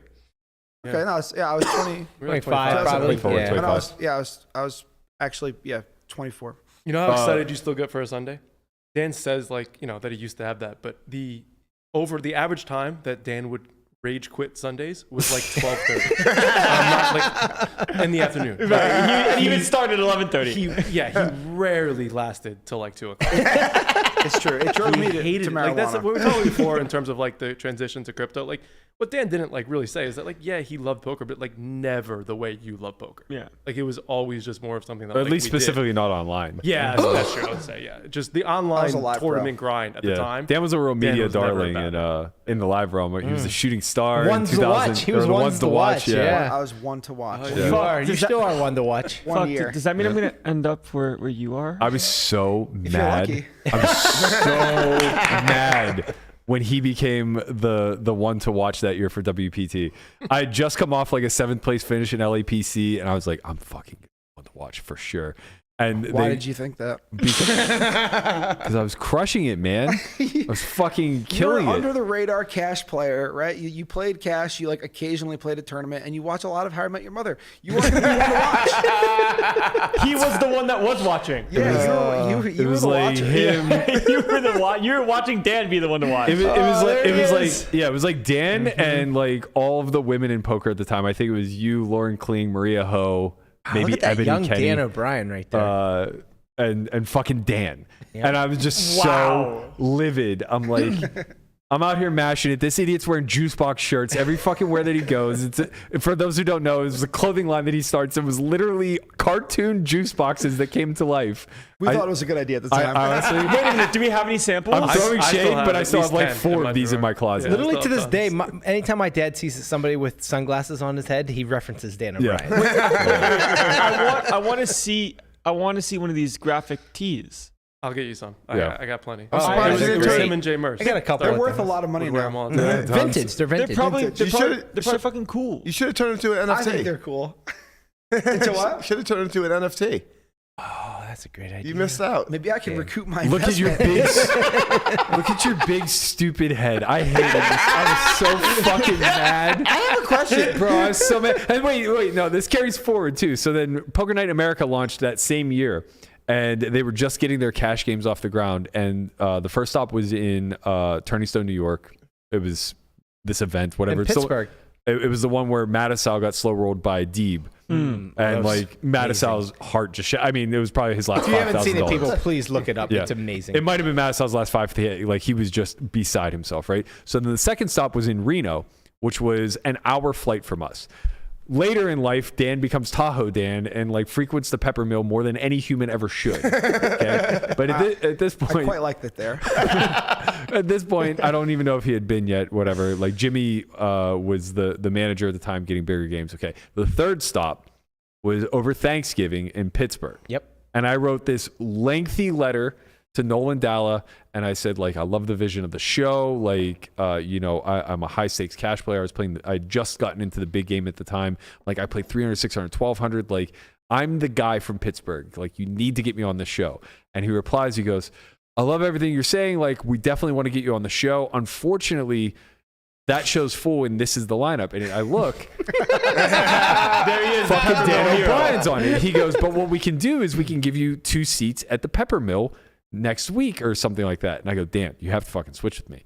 And he goes, no, I don't think I want to. I'm going home to New York that week. I'm just going to stop in Pittsburgh on the way. I don't really want to go to the Pepper Mill. And I'm like, it's my hometown. He's like, I don't that's an really- inconvenience to me, man. I don't recall it. And also, like, who cares? Like, it's your hometown. Obviously- it's a fucking casino. obviously you're not it's like stuck in- playing in front of like an audience. Yeah, you know? my Like, grandma could have came to that. Wait, I now have a you're- Deprived this poor woman of seeing her grandson. first of all, I did Gamble for a her living. a favor. don't put this on me. You did me a favor. I went as a quote unquote alternate, right? He plays in the game. It's the worst fucking game in the history of televised poker. I think the big winner was like $800 and it was Jack. Was it like a good game or no? No, Just- it was okay. It was rotten. Yeah, just it was reg a heavy, rotten whatever. game. However, I was in the must move. That was the craziest game ever. I won course you were in it. I won $45,000. He had all of his money on the table. This is a true story. I did not. I was playing the big game at this point. Really? Yeah. Okay. You had so much money on the table that I was concerned for you, though. I remember. Rightfully so. I've been there, Dan. I've been there so many times, Dan. You have no idea. And you're not going to stop being there. Rightfully so. So I literally had probably like $80,000 in front of me at this 25-50 game, and they come down with like an hour and a half left to go in the show. People were quitting. It was so bad. And they go, a seat just opened. You're first up. And I go, fuck you. You're just like, no, I don't think I will. No one left that game. Literally nobody. It was incredible. I'm curious to know if Dan went to Peppermill anyway. No, he wasn't I didn't Tahoe go. Dan back then. Look, getting him to travel was a fucking chore. I'm sure. Like it was Mercier induced. I did hate it. Yeah. And After a while, anyway. I think that was like right around the time, maybe just before you went to Europe and ripped off a bunch of scores. Yeah, I was in a bad spot. Yeah. I owed a lot of money to my backer, and I couldn't win. And so that's a bad combo. Did you manifest it? No, I went to Europe thinking for sure I wasn't going to win anything. What's up, puppy? He's mad. He's mad you didn't win anything either. That's me. Shh. Is this? That's your backer getting mad at you. That's your I don't know. I've never seen this before. Gatsby, sit. He's talking, man. He just realized his old papa's here. Yeah. Yeah. I think I was in makeup like 350K or something at the time, and I never wanted to. I never really wanted to like, go on the road for a while anyway. But yeah, at this stage, it's like, well, fuck, like I can't win. Life is terrible. I'm like running out of money. If I win something, like I'm not going to get any of it, And then to like commit to 7 weeks on the road in Europe, it was just like the absolute worst thing imaginable. Right. And the first stop I think was Partouche, and yeah, we did okay there. Where is that, and what did you do? Yeah, it's a Partouche Poker Tour is a French tour, and it was the like main event from them. It was in Cannes, in like the south of France, Film and festivals. The bougie spot. It was an 8,000 euro one re-entry event, Wow. and I think I actually re-entered. A big tournament. Yeah, but it had like some enormous guarantee that they missed, and then they they took it off the website that it was a guarantee, and they were like, oh, this isn't really a guarantee, and there was a whole thing, and then a bunch of like pros were just like, hey, what is going on? Like this is on the website, like here's like the website cache, it says here, this is like a sham, and so everyone's like tweeting about it, and Twitter was a thing, and then the owner of that tour went on stage and said like everything in French, not a single thing in English, and said like, we are honoring this because of these like American assholes. Like we're gonna honor it, but like I fucking hate these guys, and this is the last time we're ever doing this tournament. Yeah. True story. They canceled it after. So- Yeah, that never happened again. What was the guarantee on it? I think it was like 10. I think it was 10 million Holy or shit. 8 billion euros or something. It was really big. And you did how well? Well, first, I came in fourth, Wow. and I flipped for all the chips with Fuck. four left. I had, I think, nines versus ace king, like blind on blind. And it was this dude. It was Ali Shemian or whatever. Ole Shemian, yeah. Yeah, and so it was like his first win in like his like run of like being the best Of for a winning minute. everything, Yeah. Yeah, and so they were like, no one knew who he was, but he played super well, and he was like really aggressive. Yeah. And everyone else was like, oh, we're playing for a lot of money. This is scary, and he was like, I don't care. Yeah. And so he was like running over the table, and I was like, oh, cool. Like I have nines against this guy in the big blind, right? Like Yeah. it's gonna go well for me. Right. And like he 4-bet and I 5-bet shoved, and he got there. But first place was I think 1.6 million like American at the time, and I think I took like 440. Okay. And so like I got out of makeup in Yeah. one tournament and like had a little bit of money, and that was decent. Didn't you follow that up with WSOP? Yeah, and then we were there for a long time, like we were like in all over Europe, and I'm not sure, it was like maybe a month later.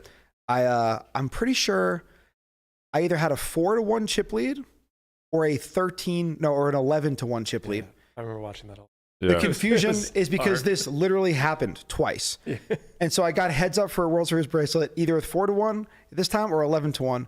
But regardless, both times I lost. And the 4-1, I actually played like, I fucked it up. Like I did not play well. The 11-1, I actually didn't really have, much say in it, as I recall. And the 11-1, the guy I lost was like not even a pro. Like he was just like, That's the one I remember watching. Just we were won just all like- the all-ins. we were just really shallow, and Yeah. he just won literally every time. Yeah. But the 4-1, that was not good. So it was a WSOP Europe just bracelet event, and you got That was sacked. the main event. No, not the main. Oh, was it? No, never. Oh. I never had a shot at making any real money in this game.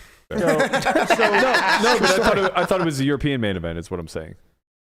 No, it was the World Series, like some side event there, Oh, okay. okay, and second was like a 6 figures, I'm sure. somewhere around there. So- For one of them, it was like 90 or 100K maybe. This turned into like one of the most down bad trips you could have taken, and it turned into like the greatest trip of your time. It was at an that important. moment. It was an Yeah. important trip. Yeah. Yeah, we kind of have a similar story as to how we went from Busto to Robusto and Yeah. never looked back. I would not say that to characterize myself, but go on with your story. Wait, why? You didn't go broke after that? Well, I did get loaned money in early 2019, and I was fairly broke then. But Yeah, but I guess you were out of poker at that point. yeah. Yeah. You're- It's different you're between a poker Richard broke Broker. and crypto broke. Yeah. There really isn't. No, you're There right. really isn't, because it's like in both It's just things, they're like, just on a screen and they're you there. have to they're have not. money. Yeah.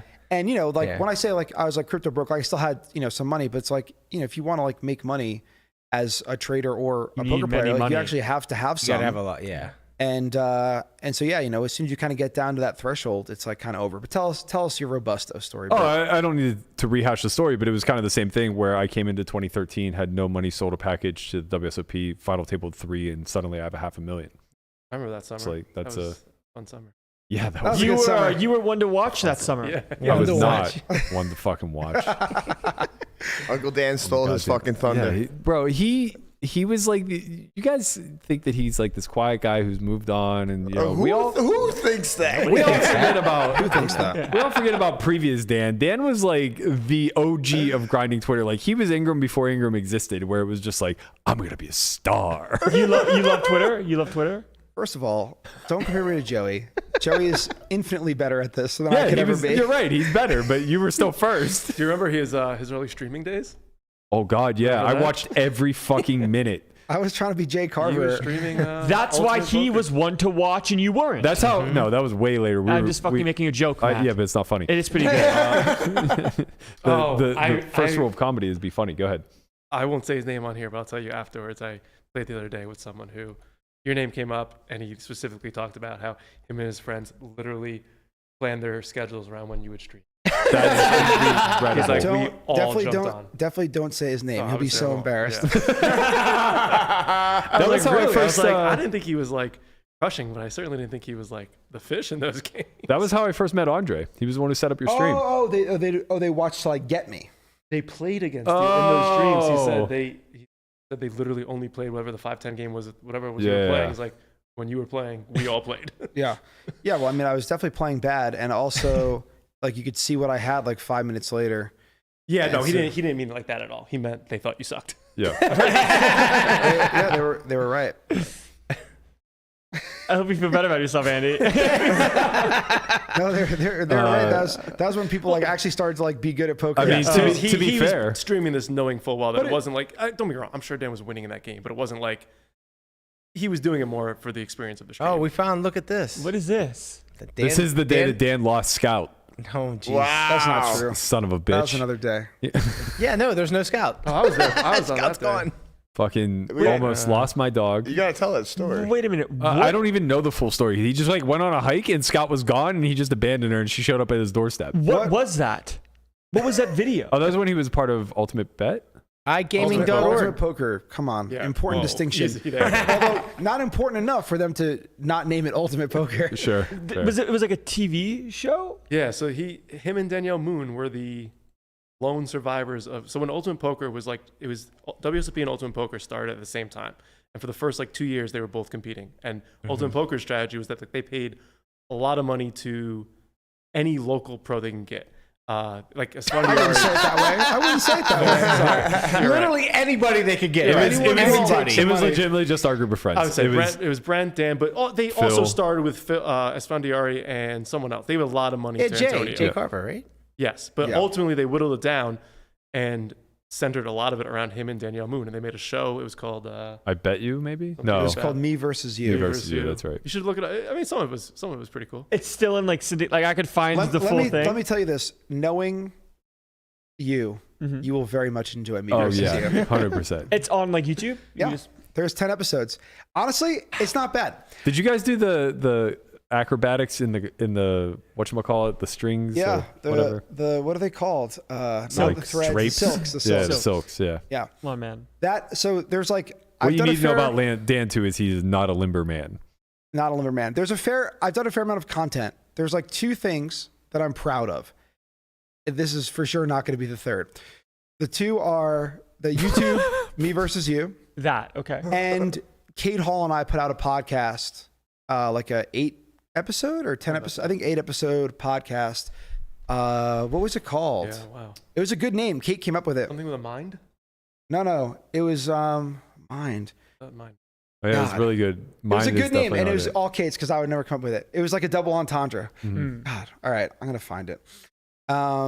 Anyways, Papa will Yeah, find it before you Pigtails. keep talking. Yeah. Pigtails find produced it. Find it for me, please. It's are we just on looking for? audio. Oh, okay. Yeah, Pigtails produced it. They did a good job. Yeah. While he's looking, Andy, you know, I know we're joking that people used to bum hunt Dan, but we have a person in this room who actually bum hunts you. Oh, I know, yeah. We talked about Unlucky for him. I'm not playing much these Talk days. your shit, baby. Guapo. Yeah, Guapo took all your money. Of course you can't play. yeah, You're yeah. busted. Andy's pretty good, man. Leave him alone. Yeah, you don't want him to. Andy, I'm gonna play tonight, like around 7 p.m. I probably won't be there. He just looks for Dilbert to start games, I man. wish He I just- Guapo was- I won- wish I was still Dilbert. oh, what are you now? I will not be He will saying. not say. He does not say. Guapo is like, wait, you guys know this guy? I fucking follow him. Great. Um, All those regs think they're good. I'm not good, but I promise you they're not either. all right, let's get out here on a story that needs some clarity. we've been talking about it for months. Any of the hardcore listeners who tune in regularly will know exactly what it is. Explain to us how, in the English language, the word next works. What do you Actually, let me preface it. I'll tell you guys how this all began. So this must have been like 2016-ish. We were all hanging out on a football Sunday. Drinks had been flowing. The tortoise himself was very sauced up. I was. And Which always makes for me interjecting into you guys' argument. it was in the Bible. Andy was a little loose himself, and Greg was there as kindling for this fire, as he usually is in these arguments. And somebody had brought up the Game of Thrones had announced I don't know if it was the final season or the next season that was coming out, whatever the case may be. The next season. But mind you, this is like October-ish of whatever that year is. And I go, yeah, it's coming out April of 2018. And Andy goes, yeah, next April. And I go, no, April 2018. He goes, right, next April. And it just... Meaning, to clarify, meaning this was happening in 2016. Correct. Right. It was October 2016 that I was saying, like, it's coming out 2018. And he goes, yeah, next April. And I'm losing it. I can't handle it.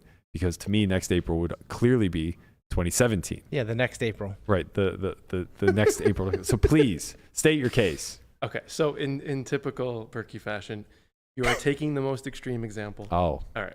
So it was the argument, Andy.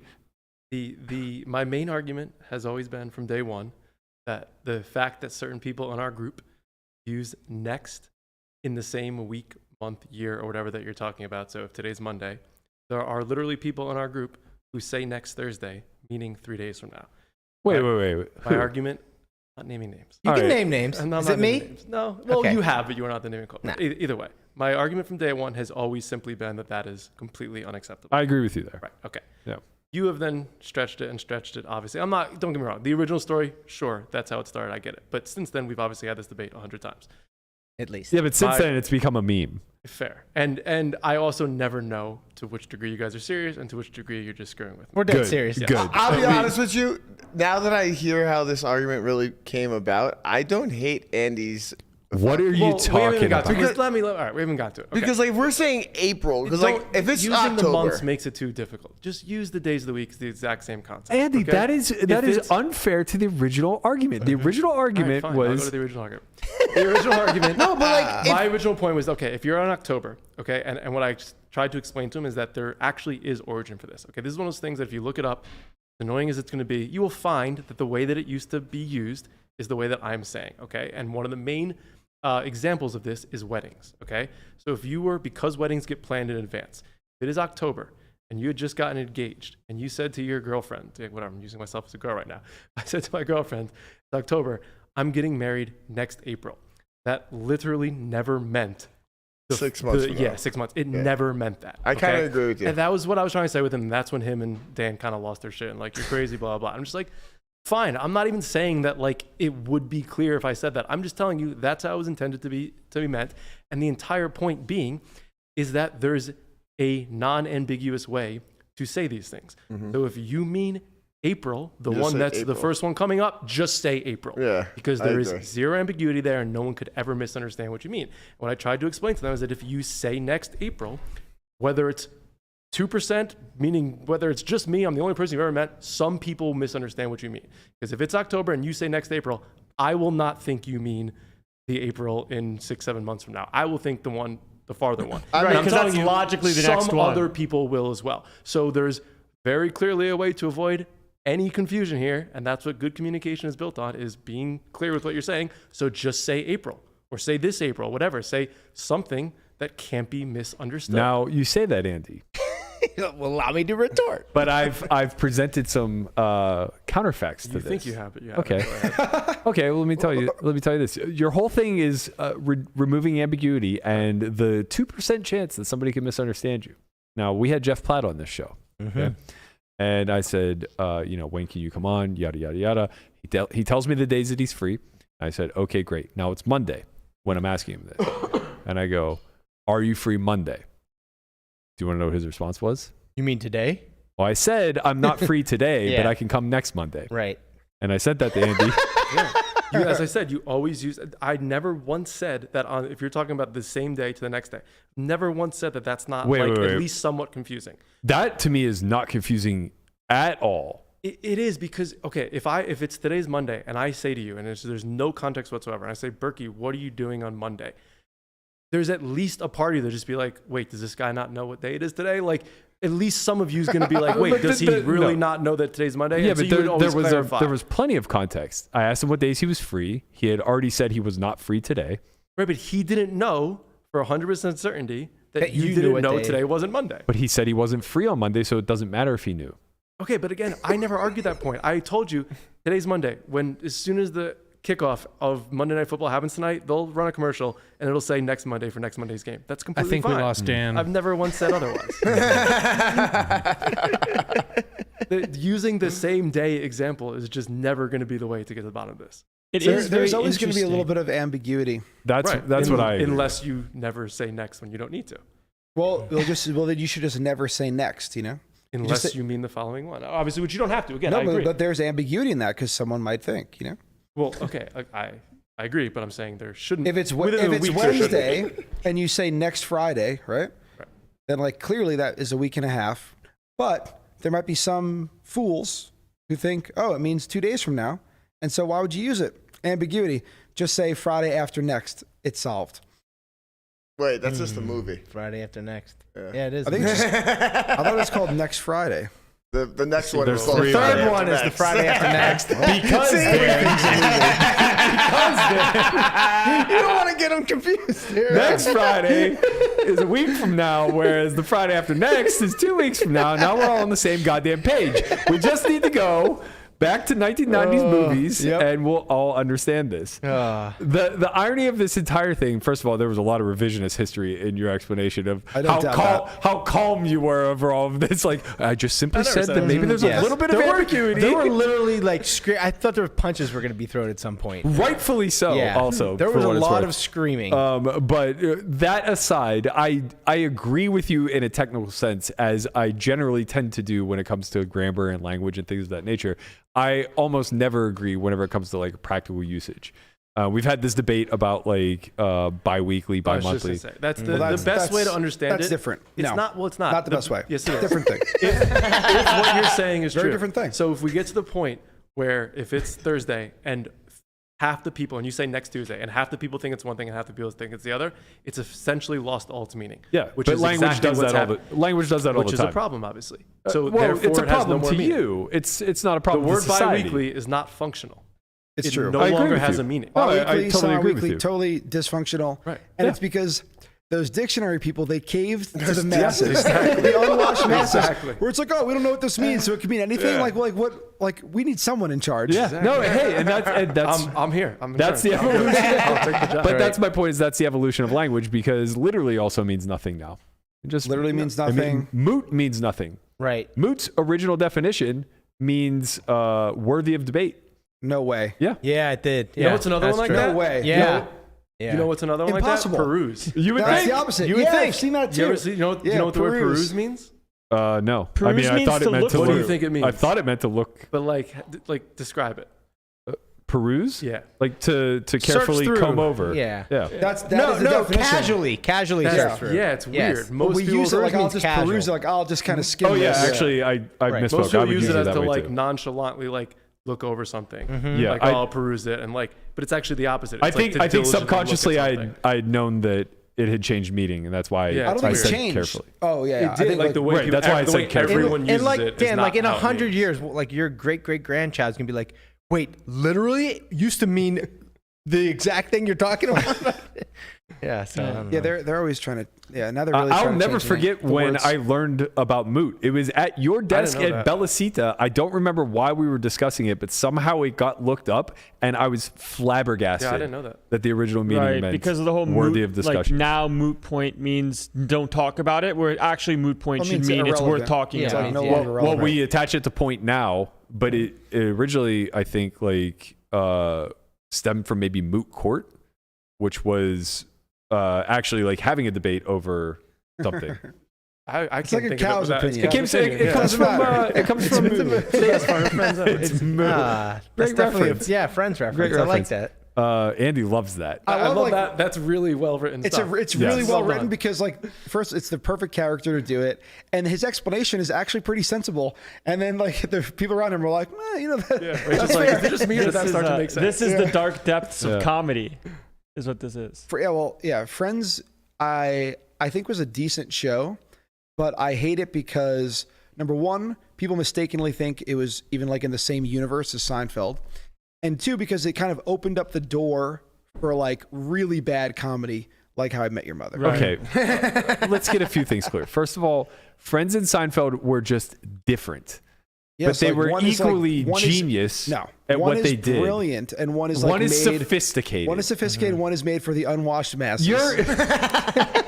You're such an asshat, man. Not everything needs to be so highbrow that only you can get it. Well, you know what? I think Friends took a notch down for me when I started watching The Office, because I think The Office is like much better than Friends. Incredibly well written. Right? Incredibly well written. good. Just like the jokes are great. The whole concept of it is great. And I was just like, wow, I used to think Friends was like I mean, Seinfeld, I agree with you. Seinfeld is like the best. I would just. After I watched The Office, Friends, it really diminished Friends. I would just die on the hill that Friends is by far the best sitcom ever created. And it's not because the comedy is so elite, but it's because of how well-rounded of a show it was. It was story, It was the best cast. The storyline held up for 10 seasons with the exception of the fucking Joey Rachel season. And the ability to intertwine friendship, romance, day-to-day problems, all of those things. It did things. have an aspect of not just a sitcom. It also had drama to it. Yeah. Like it had where you did have a cliffhanger. Almost not every episode, but but definitely, often. definitely every Most seasons season ended up. ended Yeah. in It's a way different cliffhanger than and Seinfeld. Yeah. made you want to watch it the next week. Yeah, Seinfeld's not as Seinfeld lacked rewatchable. a lot of those threads that you want to tug at. Did you guys ever watch like the Wayne's Family? Like I watched all that shit, man. Like It was that's not the real fun. shit because No, like it's this not. shit that you guys are talking about, I couldn't even tell you what they are. Like you could put it on, I couldn't tell you what it was. Martin was Martin, great. I love Martin. the good shit. I will say, Where you guys learned your fucking vibe, I will say, I find two things to be funny. I find two things to be funny about. First of all, the '90s was like an incredible era for black sitcoms. It really was. I don't think it's ever been rivaled since, and it's been very like almost whitewashed since then. Like if you look at like the black comedies that make it to like CBS and NBC now, they're very upper middle class. Like I don't know. It's very like weird and watered down, right? But like 90s black sitcoms were like very raw. As a poor person, like I related to a lot of the comedy in that regard, right? Because they presented a lot of the economical struggles. Homie the Clown, obviously great. In Living Color was fucking amazing. Wait, is that the same? Isn't Homie from In He's, Living Color? yeah. Fresh Prince of Bel-Air has to be just like Absolutely. one of the top shows of all time. Yeah, it's incredible, right? good. What I find to be hilarious about that, looking back, is that a lot of the best quote unquote edgy comedy that came out of the 90s was all broadcast on Fox, which is like now this insanely conservative channel. Well, Is it? No. It's an opportunity. You're confusing Fox News and Fox. It's all owned by the same umbrella. Yeah, but they operate differently. They really do. Yeah, I guess so. You still have like a lot of the edgier stuff. I mean, would think was Family on Guy Fox is all and- Fox, right? Yeah, Simpsons, yeah. And that guy's like as Simpsons. liberal as it Simpsons, gets. right. Yeah. Yeah. Simpsons. Yeah, it is weird because it is owned by the same company at the top. Yeah. But you're right how it started. The entertainment of it was for sure. Fox, when it came out, was way different than CBS and NBC. Oh, way different. Even like Married with Children was like edgy by Oh comparison. my God, Married Children. And what a Living great Color. show. Living Color was on Fox. Yeah. And then Mad TV at a later point. But yeah, like Arrested Development was Fox too, right? Yeah. Yeah. The other thing I was gonna say is like as a kid growing up in the 90s, especially with like rap and hip hop culture at like an ultimate high, where we were deriving a lot of our social cues from that, and like that's what kind of defined cool in that era. I learned so much culture that I wouldn't have otherwise been exposed to. For sure. Because I grew up in a neighborhood where, literally it's 2,500 people and 2,495 of them were white. Yeah. So it's like, I don't know what kids gravitate towards now. YouTube. Especially, Yeah, of course. Actually, that's YouTube and life, but TikTok. Yeah, Yeah. it's just content creation when Yeah. it comes to individuals becoming their own brand. Yeah. Like people watch Mr. Beast stuff because he can do whatever the fuck he wants. You just gonna watch it. Yeah, that's true. And I think that like That's the vlog lifestyle. Yeah, you're right. Like a lot of the amplification comes from these trends being set from some wing of our culture, and then individuals just like propping it up. It's because everyone has a phone. Everyone just looks at their phone and it's like, okay, what can I do to turn my brain off? Right. We were literally there 8 p.m. every Sunday. That's where you turned your watching brain The off. Simpsons. Had to. You had to. There was no DVR. What were you going to talk nothing. about Monday in school if you Yeah. didn't fucking watch it? You're Man. drawing dead. Yeah, it's like if you missed the show, then you just missed it. This miss life. Friends has a laugh track, right? Oh, Yeah. So If you, Andy, tell him. What? Watching it without? Yeah. It's amazing. It, You can like it find clips of ruined it without. my life when he showed me I mean, this. granted, that's true of any you- sitcom from the time, but do it you is think unreal how that- weird it is. do you think that The Office would be as good as it is now if it had a laugh track? No, it was no. weird. Separated. It Right, was yeah. very That's what made it- that's what I was unusual thinking. at the time to not to have a. Yeah, it was Right. like differently. They broke Right. the fourth wall the entire show. Because it No, was. they were filming because they were filming a documentary. Right, but that's the premise is that Okay. they're constantly breaking the No, fourth they didn't wall. break the So wall. break during the fourth that wall until the end, era, and it was like brutal. The When they- Office era, They're that was just- laugh it's just track a different era. wall. And Yeah, yeah. they were the first show that didn't have the laugh track. I don't know that they're the first, but they're the first. Arrested popular Development didn't have good- one. Yeah, I don't right, Modern that's Family true. didn't have one. That was- There was like Modern a new, Family was there, just there became after this. Office.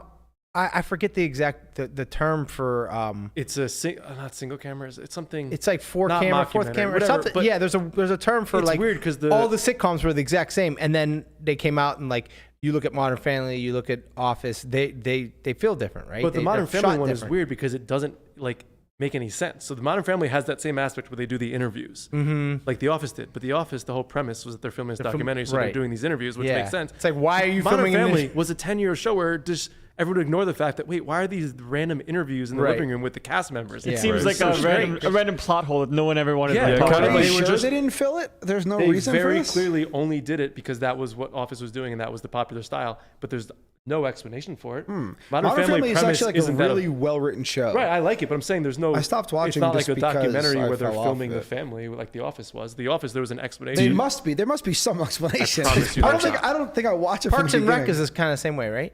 Parks that's and Rec is more- interview style, yes, but it's exactly the it's same. like it's like a documentary. Well, I don't even know it's that not, they never explained it as it's that. like it's like an politically informative. it's like politically framed, right? Like they're all political figures in their community or something like that. For what? Parks they and work for the Rec. government. No, Parks Yeah, and yeah, Rec. right, Parks and right, Rec. right. It's like an informative show. It's like about what goes on within the Parks and Rec's Correct. department. Right. Yeah, yeah. So I guess they're doing interviews on the people that work in the department. That's so what it it- actually makes sense. That's like the implied I underlying. guess, but obviously Modern Family has no implication of that Correct, whatsoever. correct. right. That's Yeah, the yeah. difference.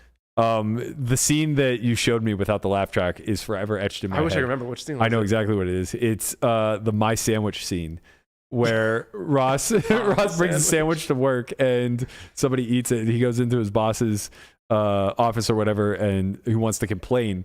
Or he had been acting crazy so people would stop eating his food and they're complaining about him or whatever. And he was just like, oh, that turkey sandwich? The one that was like incredibly moist? That was yours? I think I still have half of it here. And he's, my sandwich? And it's so demonic when there's no laugh track to guide that you're supposed to understand this is a funny moment and not a tense one. It's just like just freaky. awkward. That This is just so means weird. that it's poor writing, correct? Oh, I don't Well, think it's just so. that It just relied on that. It's That's how tone. comedy worked back then. Is you relied on Because if you 30 seconds need joke, 30 if you need a seconds joke. cue to have people react in a certain way, No. it's It shifts the tone. It's not that you need a cue to have them act a certain way. It's that you need to know that they're not about the fist fight. So why did the laugh track disappear? No, he's right in the sense that it's harder to write a comedy where you're not relying on a laugh track. Oh, sure, because you sure, have to- sure. Yeah, you just have to Which Yeah, try it. I means wasn't that it refuting could that. be slightly subpar, but you have the boost of the It's a laugh crutch, track to yeah. make you realize, oh, you should laugh. It's supposed to be funny. It's a crutch, but like I don't know that dilutes the comedy aspect. Like the punchlines were very quippy and they were very on point. Like yeah, sure, maybe they're not like top tier comedy, but I don't think it's like bottom of the barrel. Might just stuff be either. mid. No, but next time you watch, keep track of how many times It's just mid, there's a laugh track where you're not actually laughing. Probably more than you think. Oh, for sure. Yeah. Yeah, for sure. which makes it less funny as a show. Exactly. No, I think it makes the funny parts stand out more. I mean, you have to remember, you have to understand the template that Andy's talking about. Like that, I don't know for sure, but I'm pretty confident The Office and others didn't follow. It was literally like programmed in every X amount of seconds there will be a joke. Right. So though, like when it came to that form of comedy, those shows were designed to keep you laughing the entire segment, like the 30-minute segment. Because in The Office, that's not how it works. Right. I find The Office to be very cringe to watch. That's because you are cringe. No. It's cringe humor to me. Like Steve Carell's character in there is like very, very, very difficult for me to laugh at. Have you only watched the first season? Because that's Yeah. for sure That's true why. of the first Yeah. season. Yeah. Oh Everyone man, says that. Yeah. Diversity They Day massively is so changed the good though. character. And then like Diversity after Day that, is I've seen so like clips good. and like Yeah. the clips out of context are sometimes funny, Well, but do you know why? It's the first season is like almost exactly mirroring the British version, oh, I see. and it's Ricky Gervais's character. So like they're literally just copying it, Right. and then second season Wow. on, it becomes its own show. Yeah, maybe you give You the have second to watch season The a Office. try. No, it's a you have to different watch show. The Office. We'll see. No, you have to. You have In order to make an informative It's opinion. good No, and in order- Landon's gonna It's come really in one day. well He's like, I'll tell you Berkey's been binge watching The Office for 20 In hours. order to I'll straight." make a pact with you guys. If I go broke and my routine becomes waking up, taking a nap to a show, I promise you, No, it'll be The no, Office. that show's too good. That show's too good. All right, let me ask you this: Have you, since those days, because obviously I see you're different now, like you're running a business. Do you realize how absurd your like time management was back in those days? Like, Andy, what was I managing? I had that's the nothing thing. to do. I used to tell people about you because I thought it was fascinating. It was just like, He's saying it was a case study. it's true. I'm being serious. I was like, so he literally has nothing to do. I was like, he's a pro poker player, but he's not playing anymore because he doesn't have any money. So he literally has nothing to do all day except go to the gym. Yet he lives his entire day like he's the busiest man alive. And he just complains about not having enough time to do this. Well, and I this. wasn't complaining about And he not has having enough nothing to do. time. It I was wild. complaining about not being able to allocate my time to anything. But to what? You should have He made a didn't do National anything. No, that's what I'm Geographic. saying. That was my complaint, was that I was ultimately empty inside, Andy. See, the difference But you would between just you and complain I... all day long about not having enough time to do things.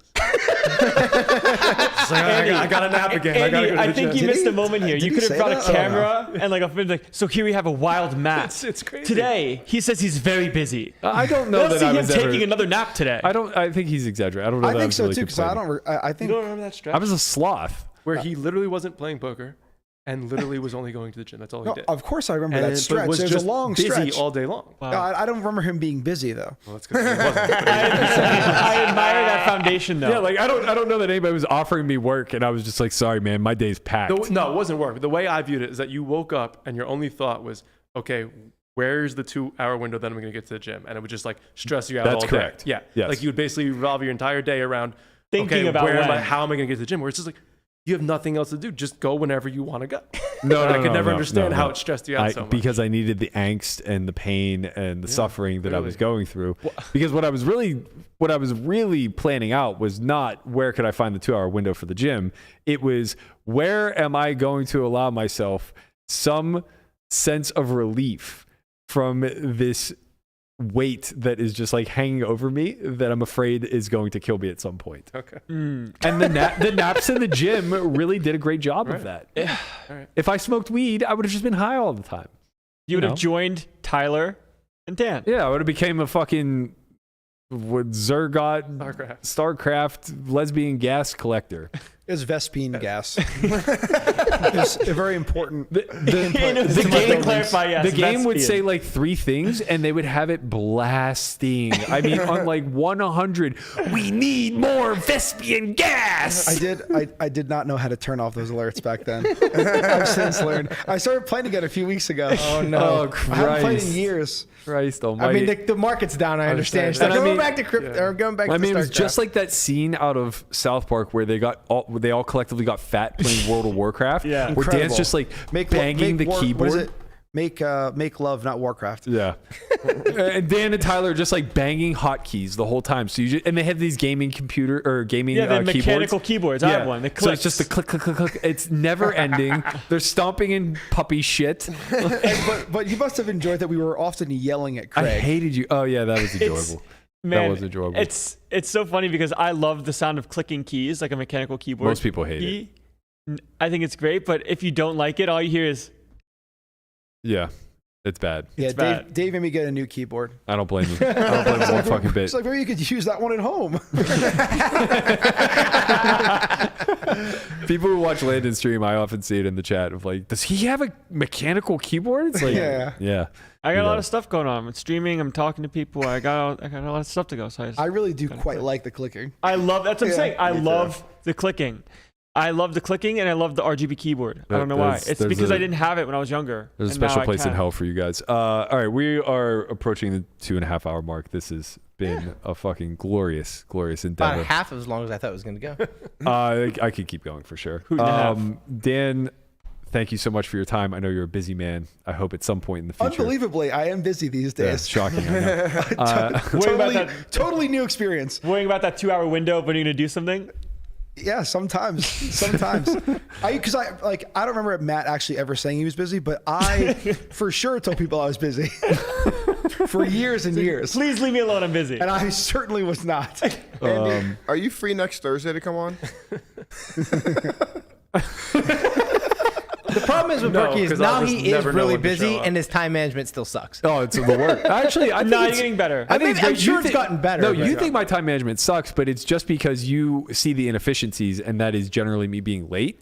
The truth of the matter is my time management is so fucking crisp that I'm trying to plan down to a 60-second window, and I miss it often. Yeah, Okay, well. it's not crisp. You just have things you need to get done and you do them at some point. No, that's not that simple. I am very much regimented. I have like 4 blocks throughout the day. You're not, cuz. Bro, you don't even know. Like I schedule I when live with you. I literally schedule when.